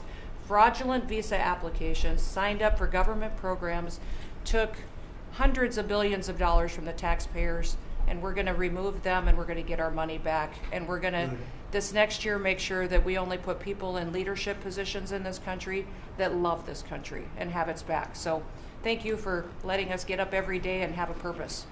We appreciate you. Thanks, Chris. Appreciate it. Mr. President, you're exactly right. We are saving this country. We're doing it one Main Street at a time, and we're doing it at record speed and at record levels. Under your leadership, small business optimism, according to the U.S. Chamber Index for small businesses, has reached an all-time high in the history of that index. So on Main Street, the economy is coming back thanks to your leadership, thanks to getting Biden inflation under control. Small businesses' number one concern right now is finding skilled labor, and that's why Secretary Chavez DeRemer and I have entered into an MOU to speed that workforce to small businesses that under this administration are now at record levels. 36 million small businesses have now taken on board, for the first time in the SBA's history, $100 billion. That's $45 billion in small business lending at 85,000 small businesses, most of that under your term, and $52 billion out to small business investment companies. So we are running this agency like the best run bank in the country. We are growing small businesses across Main Street, and we're deregulating to the tune of $100 billion, working with all my fellow cabinet members. And thank you for putting together the best cabinet in history. Iron sharpens iron, and thank you for bringing such a strong leadership group together. And then finally, I've walked factory floors from Alaska to Maine, and the workers, the small businesses, most manufacturers in this country are small businesses, 600,000 of them. They are so grateful to your fair trade, low inflation, deregulation agenda that is creating national security and economic security in this country like never before. And so I want to also finally thank you for bringing faith back to the White House, to this administration. I want to thank Brooke for hosting the Cabinet Bible Study and invite everyone tomorrow to Bible study and making this country something that we can be so proud of under your leadership. And I am so blessed and honored to be part of this team. So thank you, Mr. President. Thank you very much. Thank you, Mr. President, for your leadership. I am truly grateful to be a member of your team here at this table to help support you in delivering on the promises that you made to the American people. You came in with a very clear mandate of taking on the rampant weaponization, politicization of the intelligence community and federal law enforcement, experiencing yourself, the deep state abusing their power as they have against you, your family, and so many of the American people. Bring out accountability truly for those who have abused their power, making sure that the intelligence community is supporting your efforts in keeping the American people safe, secure, and free, and being the president of peace. I'm grateful to be in this position as your Director of National Intelligence to support you in these efforts, and I'll cover very briefly what we've done over the last year under your leadership and what we look forward to continuing to focus on next year. First of all, under your leadership, again, we've taken on a historic effort for transparency, declassification, and exposing these abuses of power by these deep state actors. We've declassified over 500,000 documents, many of which had never been seen before by the American people, put them online to bring about this level of transparency. We formed a weaponization working group, again, to be able to go after a lot of these abuses of power that have never seen the light of day, to support the accountability that under Pam Bondi's leadership in the Department of Justice is coming about. Secondly, bring about reforms to the intelligence community to make sure that we have the most effective and efficient and focused workforce that's really working on bringing about the priorities you have laid out in ensuring our country's security. And lastly, Mr. President, working with many of our partners here around the table, is going after these domestic threats. We have threats coming from both Islamist ideology as well as Islamist terrorists, foreign terrorist organizations, and those who seek to do harm to the American people, many of whom were let in across our borders under the previous administration. We are focused on these tasks and this imperative for the American people, and just appreciate your leadership, Mr. President, in empowering us to be able to conduct this service. Merry Christmas. Thank you very much. Thank you. Merry Christmas. Merry Christmas. Say it loud and clear. Lee? Mr. President, your team at the Trump EPA has been crushing it all year to fix the big mess that we inherited and deliver amazing results for the American people. I've had the opportunity to visit all 50 states since confirmation earlier this year, and to hear from real people where they meet, where they live, and to bring their great ideas and their asks back to us to be able to deliver for them. At the Trump EPA, we have proven that you can both protect the environment and grow the economy. On the environmental front, since you were sworn in earlier this year, we have averaged a big environmental accomplishment every single day. On the 100th day, the 200th day, the 300th day of your presidency, each time we released a list of our top 100 environmental accomplishments. That has included a historic LA wildfire cleanup that you ordered us to complete in record time, which we did, and the Army Corps, under the leadership of our great Secretary of War, did their part as well. The federal government completely did all of the work needed to allow these residents and businesses to be able to rebuild, but poor leadership at the local and state level, unfortunately, is still resulting in these property owners unable to rebuild, and it's wrong. We also were able to reach an agreement with Mexico to be able to implement a plan to permanently end a decades-old raw sewage crisis on the southern border with Mexico. And Secretary Rubio and his team, Chris Landau, Ambassador Johnson, they've been amazing to get that done. On the deregulatory front, we have proudly launched a massive blitz that amounts to the largest deregulatory effort by any agency in the history of the United States. To put some perspective on it, in 1 year, at one agency, we will do more deregulation than entire presidencies have done across all agencies. It's incredible. You could go back across 4-year terms to 8-year terms. You've never seen this much deregulation. One agency, 1 year. In fact, when finalized, the proposed rescission of the 2009 Obama EPA endangerment finding amounts to the largest deregulatory action in the history of the United States of America. From fixing the agency's definition of waters of the United States, which is important for our farmers, our ranchers, and other landowners, to the effort to end electric vehicle mandates and promote consumer choice, eliminating regulations designed to eliminate entire sectors of our energy economy. We're thinking big and we're delivering big. We have reduced terrible derailments on diesel exhaust fluid systems. We're getting water moving faster, new pipelines and power plants built, and we're helping to unleash energy dominance. Mr. President, on the operational front, we have significantly reduced the size of the agency workforce, and we are accomplishing more with less. It's all about priorities, and our focus is on fulfilling our statutory obligations, helping to fast-track project approvals that were taking way too long, and closely following the law, as well as key Supreme Court decisions like Loper-Bright to overturn the Chevron doctrine. We inherited massive backlogs that we have been eliminating all year long. We've been implementing your executive order to end COVID-era remote work. We consolidated real estate, canceled expensive media subscriptions, and closed the Biden EPA museum that none of you knew even existed. I'm sure none of you actually visited. To put it another way, In 2024, the Biden EPA obligated and spent over $60 billion in 1 year, an agency with an operational budget of about $10 billion a year. In their own words, caught on camera, they were tossing gold bars off the Titanic, wasting precious tax dollars to pay off well-connected Obama and Biden officials. And they were doing it without any apology or regret. The Biden EPA, in fact, was amending grant agreements just days before you came into office to reduce agency oversight. But this year, 2025, at the Trump EPA, similar theme that you'll hear from everyone around this table. With our actions canceling wasteful grants and implementing other measures just mentioned, we have saved $30 billion. They spent over $60 billion. We have saved over $30 billion. The bottom line, by the way, is that the Green New scam is dead. It's a new day at the EPA where we will protect the environment and grow the economy. We will deliver on the Trump mandate every day. And we will fight with just one constituency front of mind, and that is the American people.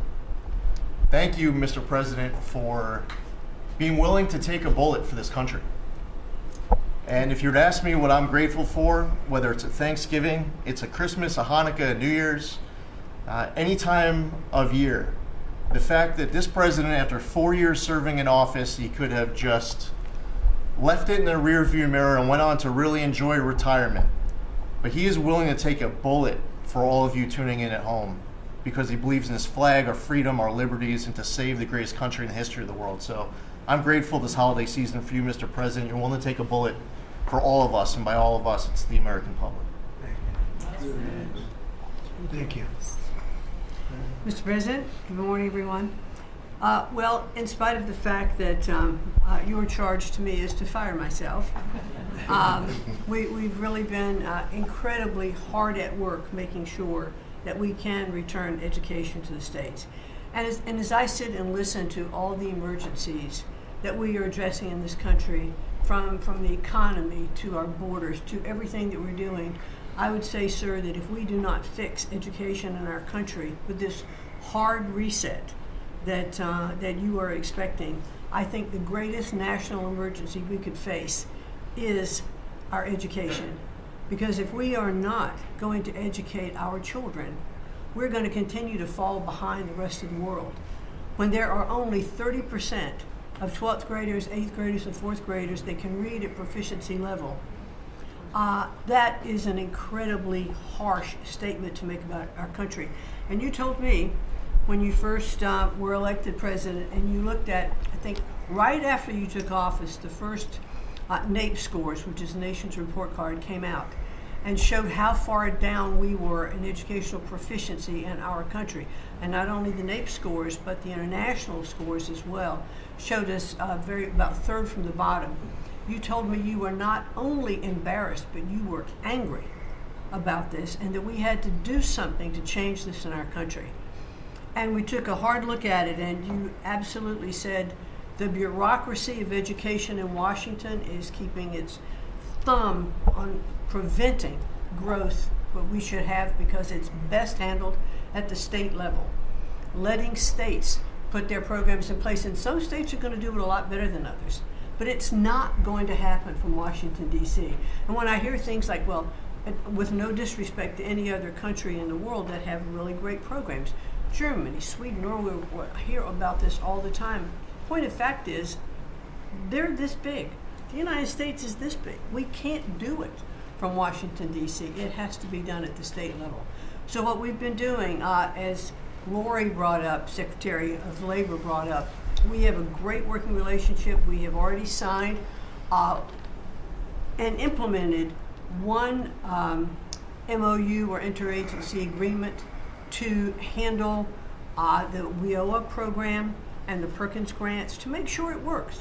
I call these, these are programs, pilot programs that we're putting out there. And if these are going to work, we will be able to permanently transfer these programs to other agencies. They're working like a charm. We've taken some of our best people in education. It still operates under the budget of the Department of Education and under the management of the Department of Education, but working with Lori's personnel. And when I hear pushback on that to say, well, how can this possibly work, to take education and put it in labor? Let's be efficient. One example, in order to draw down on a lot of the grants that they are helping us with, we're using their grant system. The grant system at the Department of Education is like held together with bubble gum and rubber bands. And it did not interact with any other agency. Now we have this really smooth operation already in labor. So that has prompted us to sign also other interagency agreements, 2 more with labor, 1 with HHS, 1 with the Department of State, and we'll be moving other programs, but these are proof of concept. Let's make sure they're working and working smoothly before we ask Congress to codify these permanent moves. So that's kind of in the world of K through 12, what we're looking at right now, but in the world of higher education, as Attorney General Bondi mentioned, we've been working really very hard to make sure that we've got anti-Semitism and DEI out of our universities, and put some pretty stiff fines on, worked some good deals. I've enjoyed working with Harmeet, who is just an incredible negotiator. So we're bringing all of that to bear as well. So I can say, sir, that we are moving to return education to the states and to bring the level of education back up, making sure our students can read by reintroducing the science of reading in schools. And going into next year, I can honestly say that we've got a lean, mean machine operating at the Department of Education.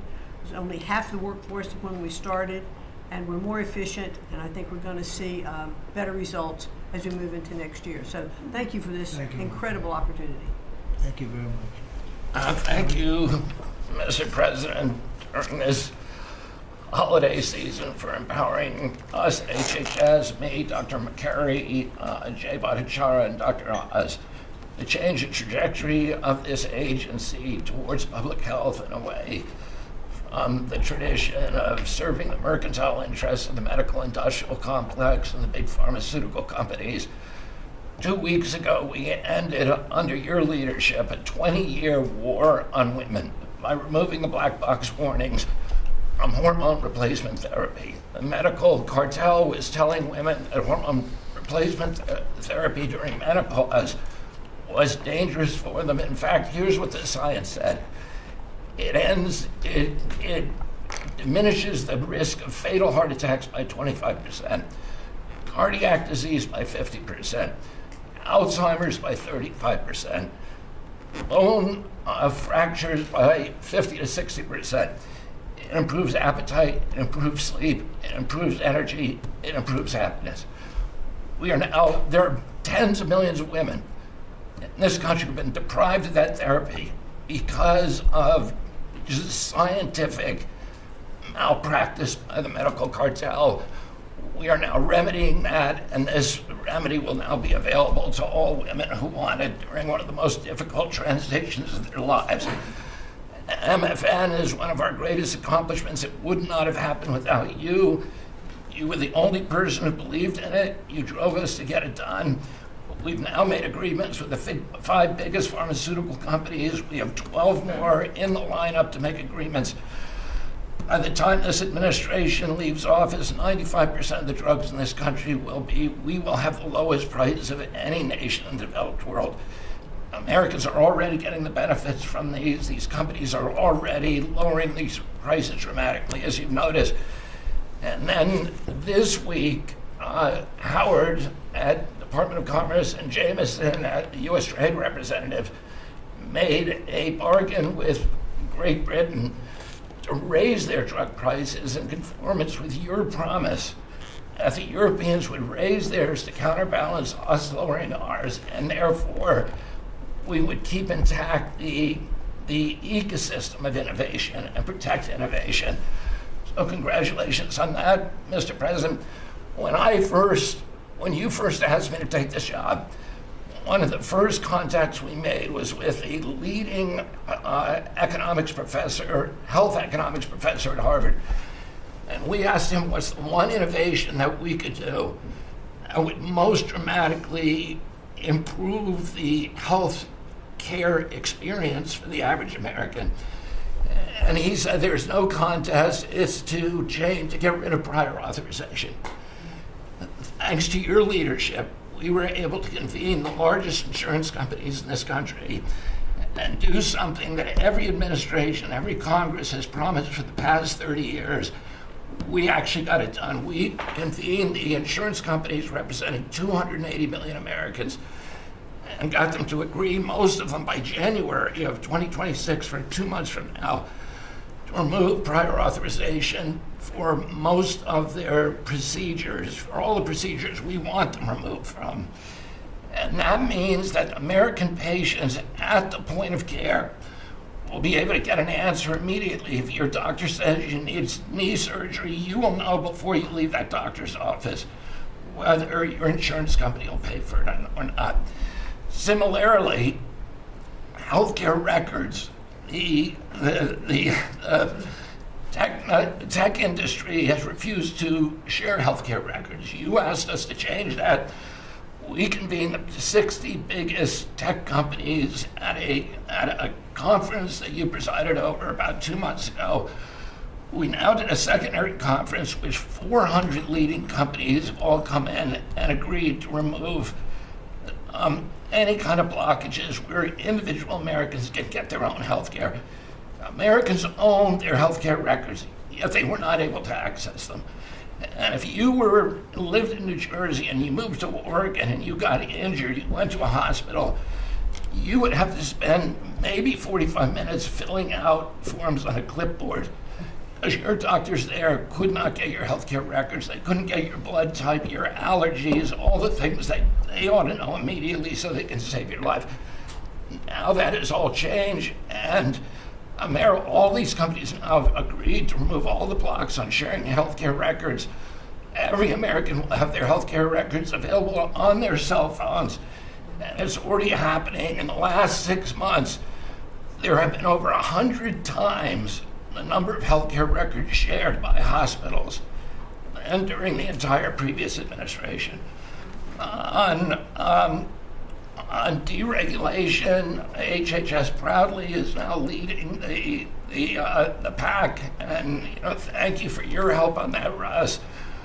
But today we announced the revocation of the nursing home rule, which was overburdening rural areas across this country, Indian reservations, with regulations that were going to destroy the nursing home industry in those communities. And that is going to be a $25 billion savings.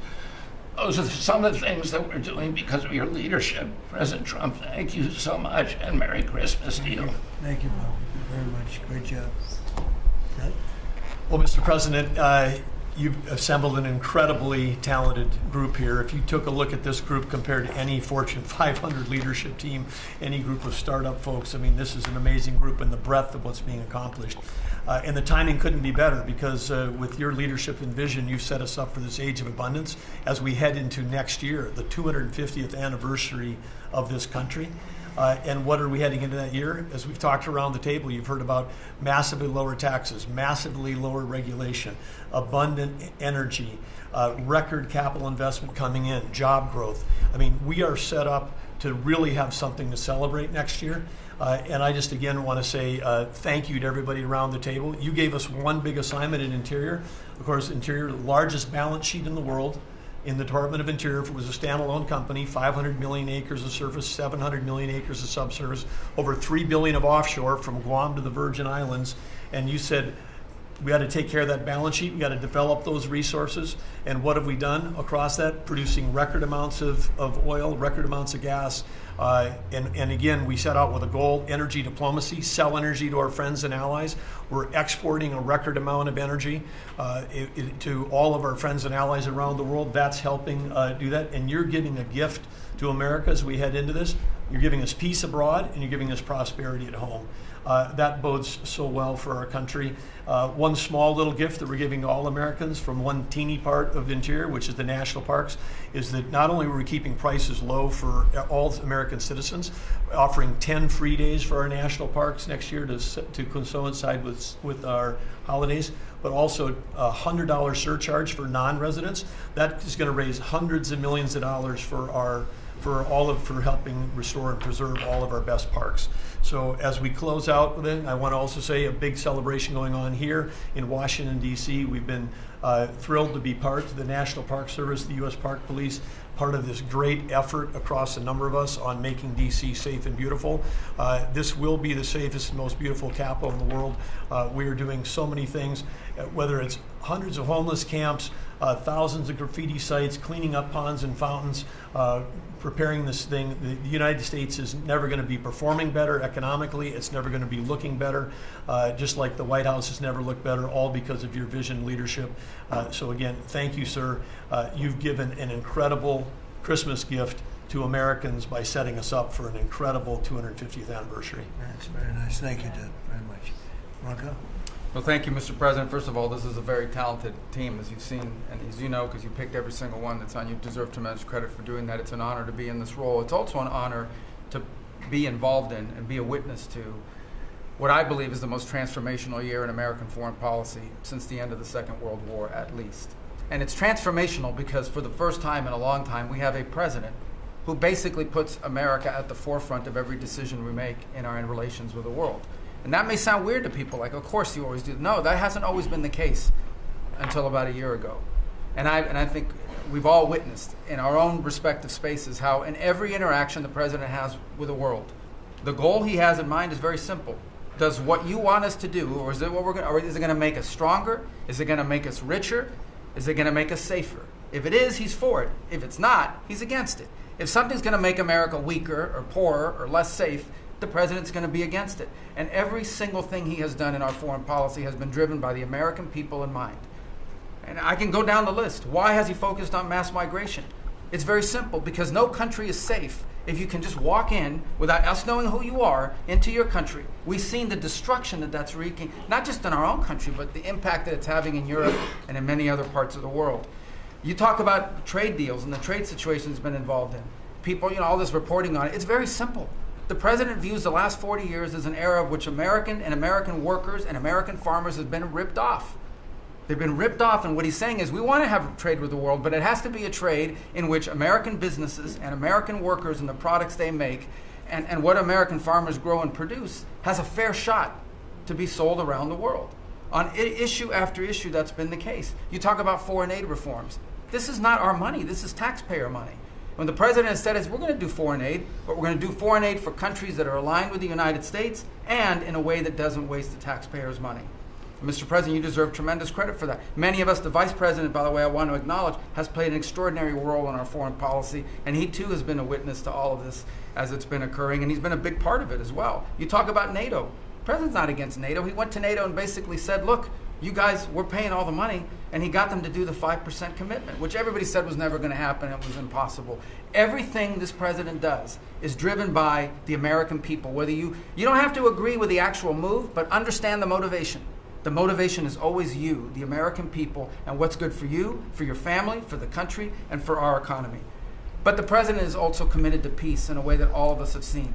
He achieved in Gaza, and he does it, by the way, not just because he hates war and he thinks wars are a waste of money and lives, but because he's the only leader in the world that can.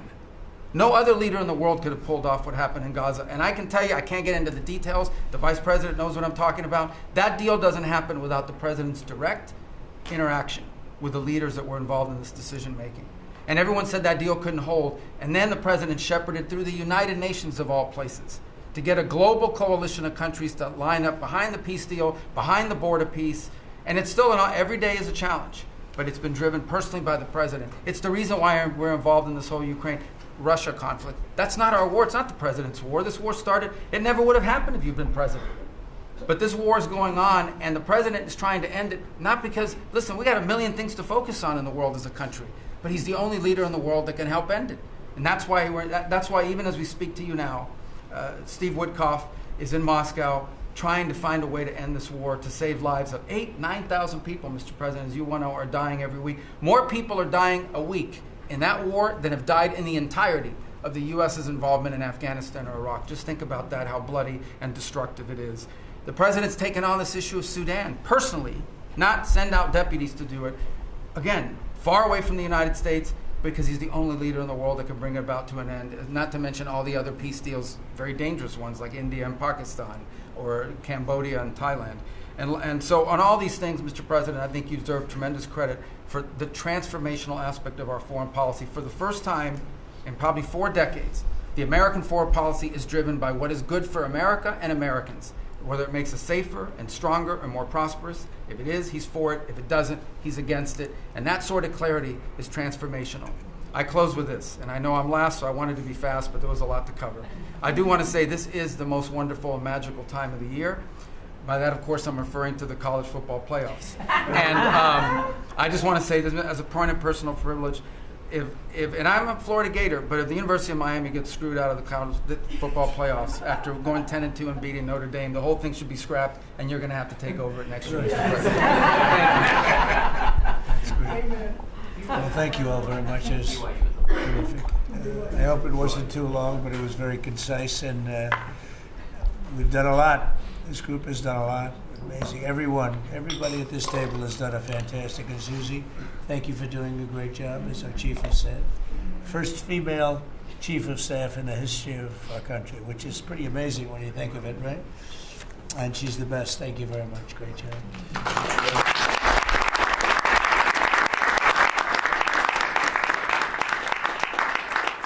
So after that, do you want to ask any questions?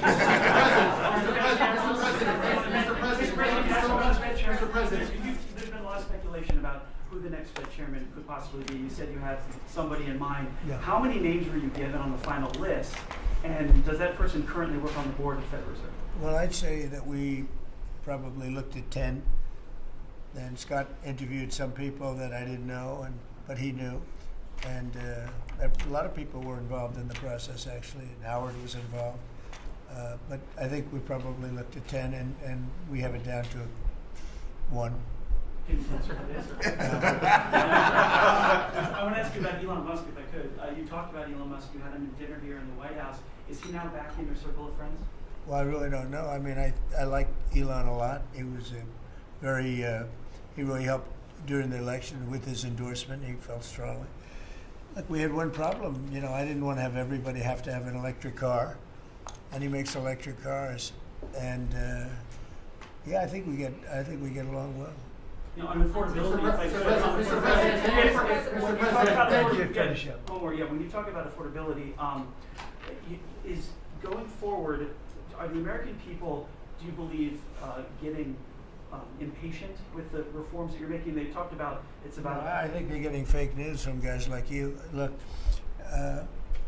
affordability is a hoax that was started by Democrats who caused the problem of pricing, and they didn't end it. They lost in a landslide. We won every swing state. We won the popular vote. We won everything.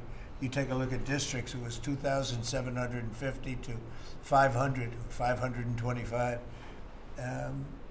because that was an affordability problem. We brought it down. Look at energy. Look at the gasoline price. That's like the simplest, and it's the biggest, because if energy comes down, everything comes down. That's the way it works. We are going to be at 250. You said 199 in some places in the country, right? You said it. I didn't say it. And they won't check you. They'll check me. So, I like to use your number. 199 a gallon. Unthinkable if you go back a year and a half ago. It's unthinkable.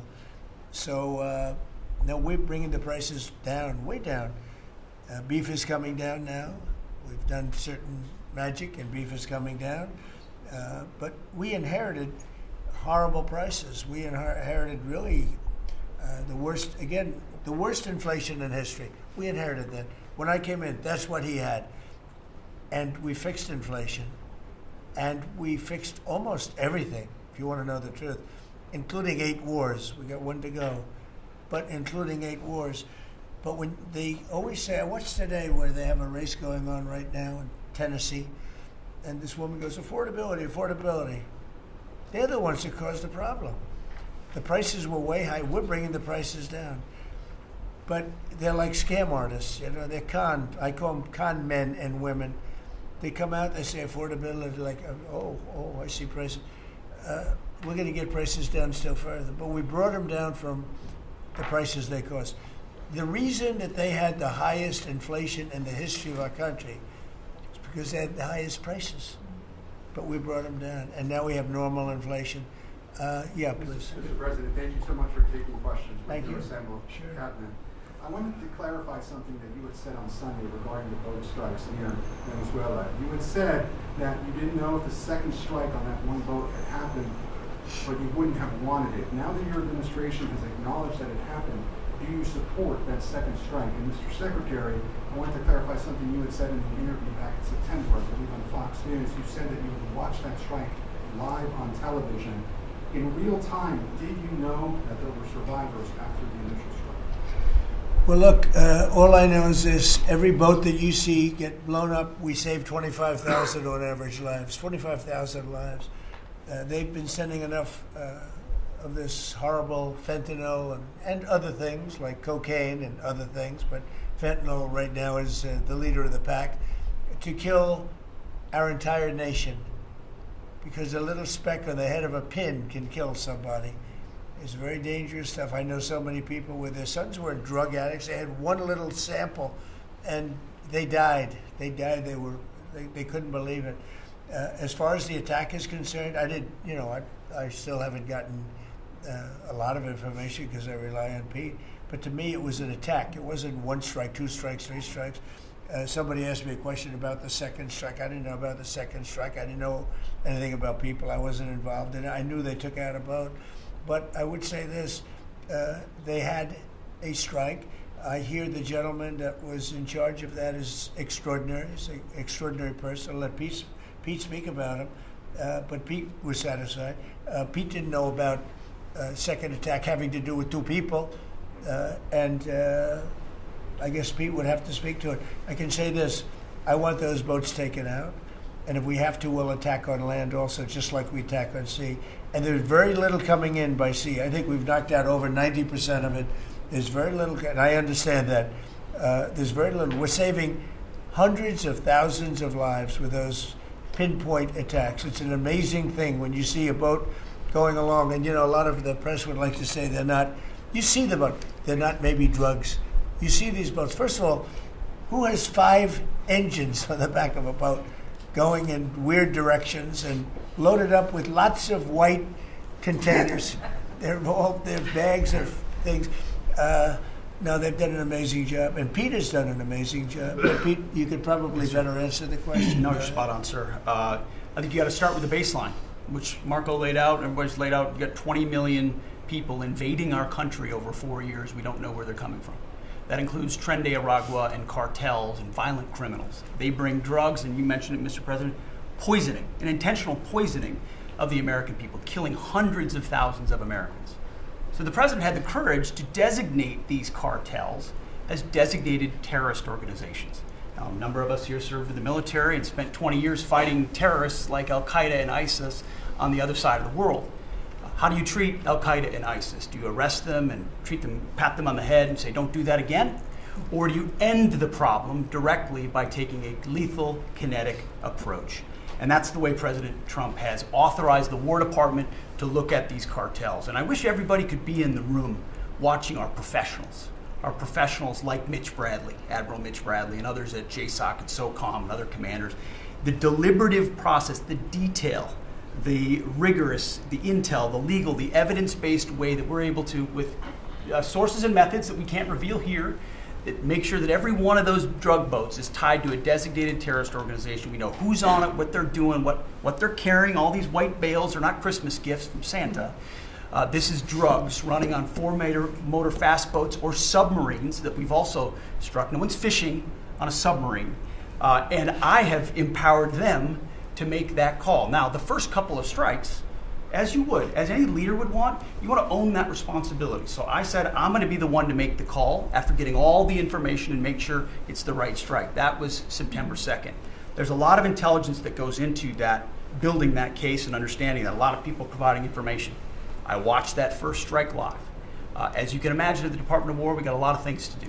So I didn't stick around for the hour and 2 hours, whatever, where all the sensitive site exploitation digitally occurs. So I moved on to my next meeting.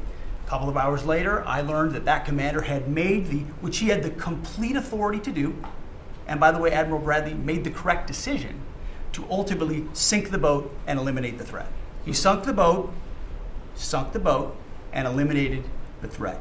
And it was the right call. We have his back, and the American people are safer because narco-terrorists know you can't bring drugs through the water and eventually on land if necessary to the American people. We will eliminate that threat, and we're proud to do it. So you didn't see any survivors, to be clear, after that first strike? You personally? I did not personally see survivors, but I stand, because the thing was on fire. It was exploded in fire or smoke. You can't see anything. You got digital. This is called the fog of war. This is what you in the press don't understand. You sit in your air-conditioned offices or up on Capitol Hill and you nitpick and you plant fake stories in the Washington Post about kill everybody, phrases on anonymous sources not based in anything, not based in any truth at all. And then you want to throw out really irresponsible terms about American heroes, about the judgment that they made. I wrote a whole book on this topic because of what politicians and the press does to warfighters. President Trump has empowered commanders to do what is necessary, which is dark and difficult things in the dead of night on behalf of the American people. We support them, and we will stop the poisoning of the American people. And Mr. Secretary, on the second strike, you said it happened more than an hour after the first strike? I couldn't tell you the exact amount of time. Minutes, or you had left the room? I already stated my answer quite clearly. So remember this, we lost last year, I think it was more than that, but people don't like saying it because they always said 100,000, 115,000, numbers we've been hearing for years. So we lost last year more than 200,000 people, dead people, ruined families beyond the 200,000. And those 200,000, that family will never be the same.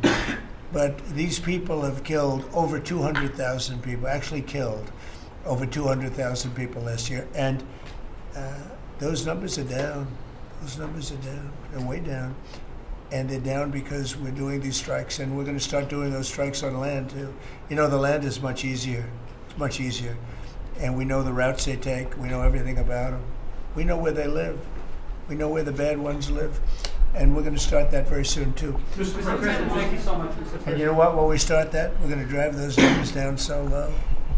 And then you're going to have families be able to live without the fear of their son or daughter just having a pill to have a little fun and ending up dying within a period of 60 seconds, right? No, we're not going to let that happen. We're not going to let it continue to happen. What Biden did to this country by allowing all these people, and I call them animals in many cases, I think they're animals, to come into our country and destroy our country and let all those drugs pour in, let people just walk across the border like it was nothing. You look at them, a lot of them, you say, oh, let's not discriminate. I'm not talking about color. I'm just talking about you look into the eyes of some of these people. We're smart. And you see a killer. Come on in. Just come on in. 11,888 murderers. Many of them committed more than one murder. He allowed them into our country, totally unvetted, totally unchecked. But he also allowed drugs to come in at record numbers. And hundreds of thousands of people a year died. And we're taking those son of a bitches out, Thank you so much, Mr. President, for taking your questions. I think this is the most transparent administration I've ever seen. I'm impressed by these people. I'll tell you, how strong are you? You've been holding it for 2 hours. There are very few physically. There are very few people who could do it. I'm very proud of you. I have no idea who you are, but you're strong. Thank you, Mr. President. Mr. President, last week, militia groups in Iraq attacked the Christian region's gas field, the largest gas field, which even the U.S. companies invested in the energy sector in the Christian region. And the Christian Prime Minister requested the United States to provide them some sorts of means and defense systems in defending their civilian infrastructure and U.S. investment in the Christian region. Are you willing to providing them the support? And if I had this question, tomorrow the United States is going to open and inaugurate. Can you speak louder? Yeah, of course. Is that possible? You're the most gentle, beautiful voice, but you're a gentle person. Go ahead. Just take fewer words and louder. Yeah, sure. I will repeat my first question. Last week, the Iraqi militia groups attacked one of the largest gas fields in the Christian region of Iraq, which even the U.S. companies have invested in these gas fields.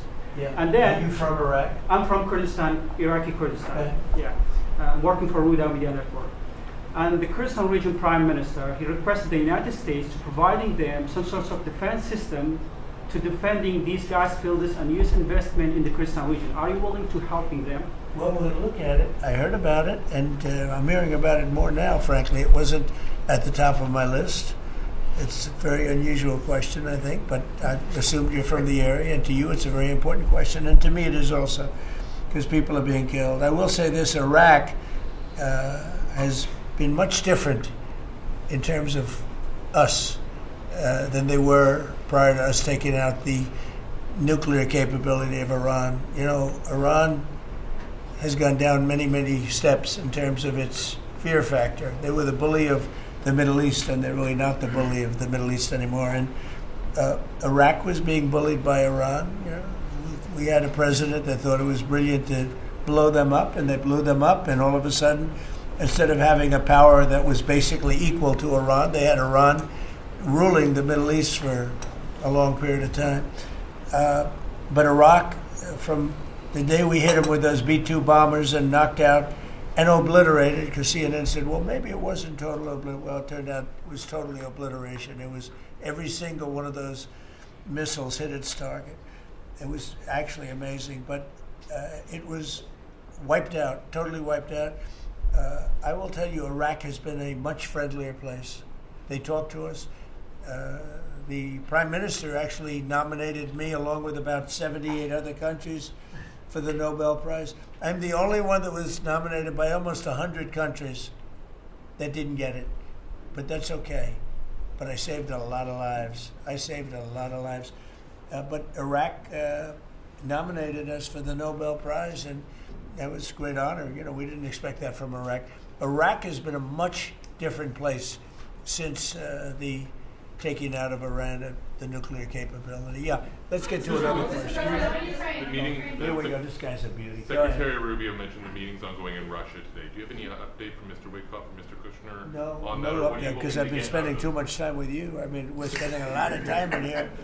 We wanted to do this you talk about being open and transparent. This has to be the most transparent administration in history. We spent a lot of time answering your questions and giving you a lot of good results. I mean, I think everybody here gave you good results. But no, I don't. I will have after I leave here. But do you hope for a breakthrough, or is it not quite at that stage? I don't know. Look, I don't know. All I can tell you is that we're trying very hard to save 25 to 30,000 people, mostly men, mostly soldiers, every month. 25,000 to 30,000 soldiers. It's impossible. That's half a stadium. Take a big football stadium. Take half of those people in a stadium, and they're wiped out. They're killed every month. It's crazy. That war is crazy. And it would have never happened with me, and it didn't happen for 4 years. You just mentioned potential land strikes. Can you elaborate anything on that? Are you talking Yeah, about I'll elaborate. If they come in through a certain country or any country, or if we think they're building mills for whether it's fentanyl or cocaine. I hear Colombia, the country of Colombia, is making cocaine. They have cocaine manufacturing plants, okay? And then they sell us their cocaine. We appreciate that very much. But yeah, anybody that's doing that and selling it into our country is subject to attack. So not necessarily just Venezuela? No, not just Venezuela, no. Venezuela's been very bad. Venezuela's been really bad in something else, probably worse than most, but a lot of other people do it too. They would send murderers into our country. They would empty their jails into our country. They sent people into our country that we don't want. They sent their drug dealers and their drug people into our country. They sent people from their mental institutions into our country, and we're getting them out. That was bad. That was real bad. And they also sent drugs. Yeah. On Tim Walz, Mr. President, do you think he should resign over the fraud scandal in his state? And who should? Tim Walz, over the fraud scandal in his state. Look, I think the man's a grossly incompetent man. I thought that from the day I watched J.D. destroy him in a debate. I was saying, who was more incompetent, that man or my man? I had a man and he had a man. They were both incompetent, and I had a man and a woman. I thought she was very incompetent too, but now she's leading the field, and I think she's leading the field in this for the nomination. Anyway, look, that's up to them. That's up to the Democrats. You know, the problem with them is they have really bad policy. And I'm not going to say what it is because I don't want them to change it necessarily. Because I want to run against it. Whether it's not going to be me, it's going to be somebody that's going to probably sitting at this table. Could be a couple of people sitting at this table. Could be a couple of people running together sitting at this table. You know, but I want them to win because we've done a great job for this country, and I want that to be carried forward. And you know, I think we have a tremendous bench, really a tremendous bench. But no, I think that Walz is a grossly incompetent man. There's something wrong with him, okay? There's something wrong with him.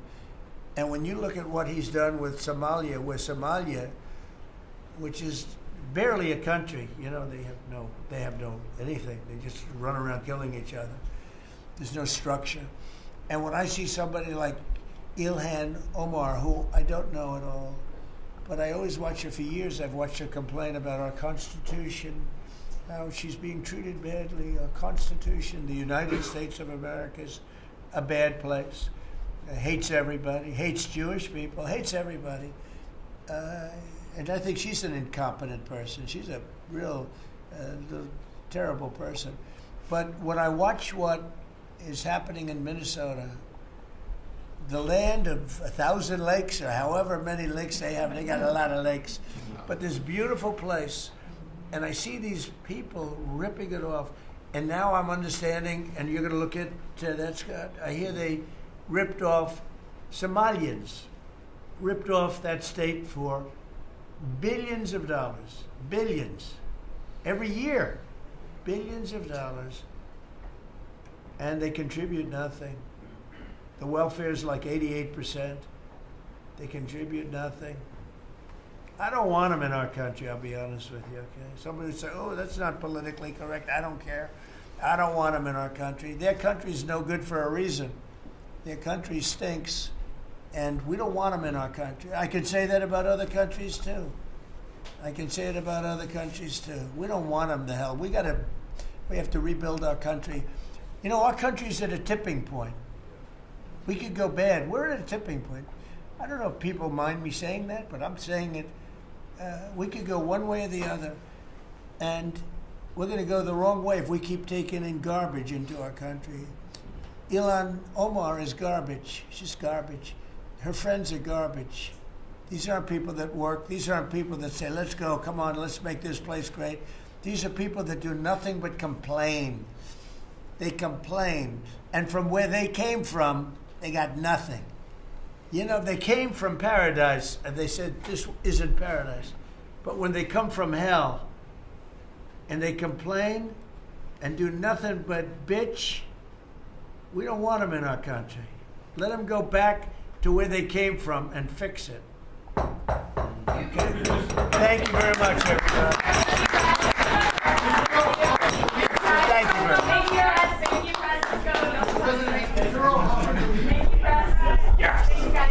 If you like this video, then like, share and subscribe to Mirror Now.